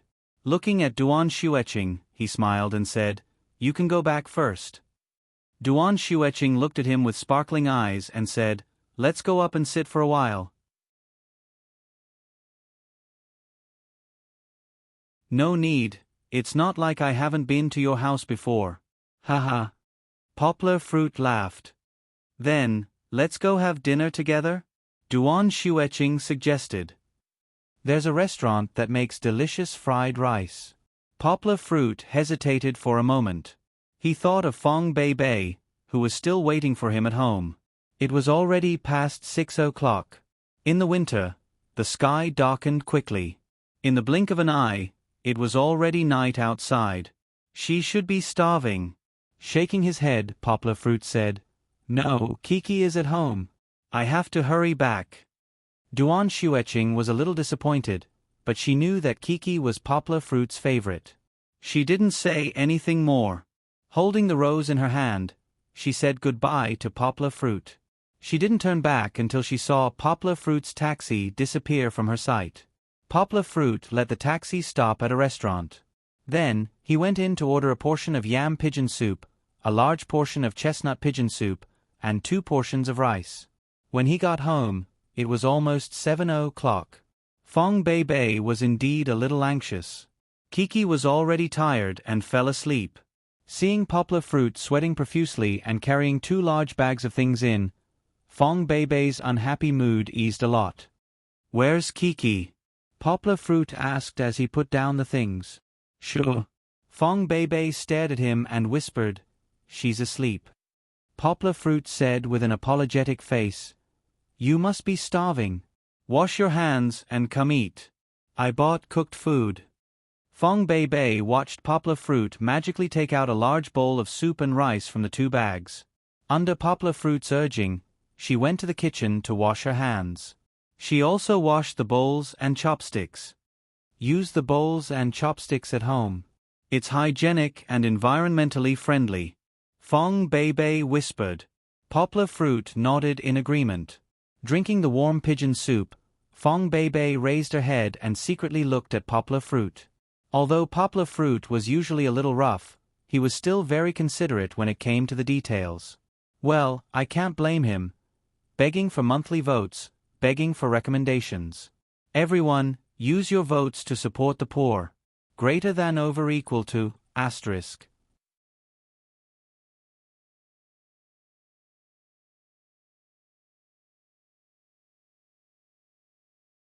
Chapter 173. Translator, Narrate Studio Editor. Narrate Studio time flew by, and in the blink of an eye, Chinese New Year was coming. This time, Poplar Fruit wanted to fly back to his hometown. But when he was buying tickets online, Poplar Fruit realized that he could not bring Jean Z on the plane. The customer service girl told him seriously that according to Article 44 of the China Civil Air Passenger Luggage Transportation Rules, if he wanted to bring Jean Z on the plane, the only way was to check it in. When he booked the ticket, he had to submit an application and provide an animal quarantine certificate. He could only check it in with the carrier's approval. The part that said, the passenger should bring the animal to the airport on the day of boarding at the time specified by the carrier, could be ignored. Poplar Fruit was stuck in the process. He did not have Gene Z's animal quarantine certificate. Gene Z was too young, and he wanted to wait for it to grow up before getting the relevant certificate. But now he was stuck. No matter how he begged or pleaded, the customer service girl did not give in. Well, it seemed that Gene Z could not go back home with them for Chinese New Year. Poplar Fruit's desire to own his own car was getting stronger. He made up his mind to buy a car after Chinese New Year. What about Gene Z? It was not appropriate to ask Song Jiwen to take care of Gene Z. He also wanted to go back to his hometown, and it was troublesome to bring him around. In the end, Poplar Fruit looked for Fong Beibei. Fong Beibei's hometown was also in Nansha, and Poplar Fruit was relieved to let her take care of Gene Z. So, before returning to his hometown, Poplar Fruit carried Kiki and Gene Z to Nansha. As he was worried that he would bump into her family, when he saw Fong Beibei, it was like a spy meeting in a spy movie. The two of them met in a secluded corner. Poplar Fruit gave Gene Z and Gene Z's food to Fong Beibei, and agreed to pick Gene Z up after Chinese New Year. When they were leaving, Kiki was very reluctant. Poplar Fruit felt that her tears were for Gene Z, and also for Fong Beibei. After returning home, the house that Poplar Fruit had paid for was finally repaired after 3 months. There was an advantage to living in the countryside. It was a lot of land, and with money, the house had doubled its size. They even built 2 floors. Poplar Fruit's room was on the 2nd floor, and it was a huge room. It was bigger than the living room and the bedroom. Poplar Fruit's room in Yongqing. However, it was empty except for a newly bought bed and a wardrobe. Poplar Fruit's eyes. Since he was not at home, when he was not at home, the house was of studio everything, of his studio house. Everything else is fine, but the table is still needed. Poplar Fruit brought his laptop back to work. Poplar Fruit had no choice but to call his brother-in-law, Yang Chongguan, to buy one from the county. The day before New Year's Eve, Yang Chongguan was coming to pick up his son. On New Year's Eve, Poplar Fruit carried Kiki on his back and ran around amidst the sounds of firecrackers. He stuck to the door, stuck to the tree, and even helped his dad, Yang Tai. The two of them carried cooked chicken and wine to the ancestral temple to worship their ancestors. Kiki was afraid of the sound of firecrackers. But, when her father covered her ears, she also liked to watch the firecrackers explode one by one in the colorful flames. The firecrackers turned into thick white smoke and scattered red paper pieces on the ground. But, she was also afraid of watching. The more she was afraid, the more she wanted to watch. Kiki's heart was conflicted. Speaking of which, after Poplar Fruit graduated, he could finally spend a full New Year's Eve with his family. In the past, when he worked in a foreign trade company, he had to go to work on New Year's Eve according to the country's regulations. Poplar Fruit could only return home early the next morning. Moreover, as a newcomer, he had to return to work early on the 4th day of the new year. He had very little time to accompany his parents at home. Now that he was a freelancer, he could come and go freely. Watching the Spring Festival Gala on New Year's Eve was a tradition in Poplar Fruit's family. But today, Poplar Fruit obviously couldn't watch the Spring Festival Gala properly. He was overwhelmed with calls. The first call was from Zhang Yujie. She pretended to be concerned and asked about Poplar Fruit's translation progress. Then, the topic immediately changed to Poplar Fruit. As she was thousands of kilometers away, she couldn't enter Poplar Fruit's life. She could only understand him through a few words over the phone. But that was enough. Listening to Poplar Fruit's voice was blissful. Leaning on the windowsill, Poplar Fruit looked at his parents. Kiki was dancing and laughing along with the singing on the TV. He smiled, held the phone, and continued to chat with Zhang Yujie. Zhang Yujie chatted with him for almost half an hour. Then, she reluctantly said to Poplar Fruit, "I know you should have a lot of calls today. I won't take up your line. Happy New Year." As soon as he put down the phone, several missed calls popped up. Before he could swipe them open, Yao Dehua called. "Brother Yao, why are you so fast?" "I was just about to call you." Poplar Fruit answered the phone and laughed. The relationship between him and Yao Dehua had become closer after each incident. It was not an exaggeration to say that they were good brothers. After Yao Dehua, Yang Guo thought for a while and called a lot of people to wish them a happy new year. Some of them were Manager Du from the Foreign Trade Company, some of them were close colleagues, some of them were the county magistrate in her hometown, and some of them were Uncle Jean. Needless to say, his godparents, Song Jiwen, He Wenjue, who had gone through hardships with him, was also there. However, He Wenjue's brother wasn't at home. The person who answered the phone was his sister-in-law. He really didn't know where he went to carry out missions during the new year. The special forces really couldn't stay idle. Close friends called to wish them a happy new year, and distant friends sent a group text message. However, seeing that Lu Yunron's number was still saved in his phone, Poplar Fruit was stunned for a long time. Her number was probably changed a long time ago, right? She and her heart were no longer there. What was the point of keeping it? Poplar Fruit shook his head and deleted the name. There was still Duan Xueqing and Fong Beibei to call. Duan Xueqing had also gone home for the new year. Poplar Fruit thought for a while and called Duan Xueqing first. Duan Xueqing was very happy to receive Poplar Fruit's New Year's call. Her happy tone could be heard clearly through the phone. Of course, Duan Xueqing wasn't a chatterbox. She talked to Poplar Fruit for a few minutes and hung up the phone. When he was calling Fong Beibei, Poplar Fruit took Kiki from his mother's arms, who couldn't take her eyes off him. Under his mother's suspicious gaze, he took her to the side. Poplar Fruit turned on the speaker, so Kiki could easily hear Fong Beibei's voice. "Beibei!" Kiki shouted happily. Even his mother, Su Jinfeng, could hear her crisp voice. In order to prevent his mother from asking more questions, Poplar Fruit had to move further away. "Kiki, Happy New Year!" Fong Beibei said. She might have turned on the speaker in her room. Poplar Fruit also heard Goldie's voice. "Give me the red packet." Kiki responded reflexively. When they went home this time, Poplar Fruit taught Kiki, who was getting smarter as she grew older, the 4 words, "Give me the red packet."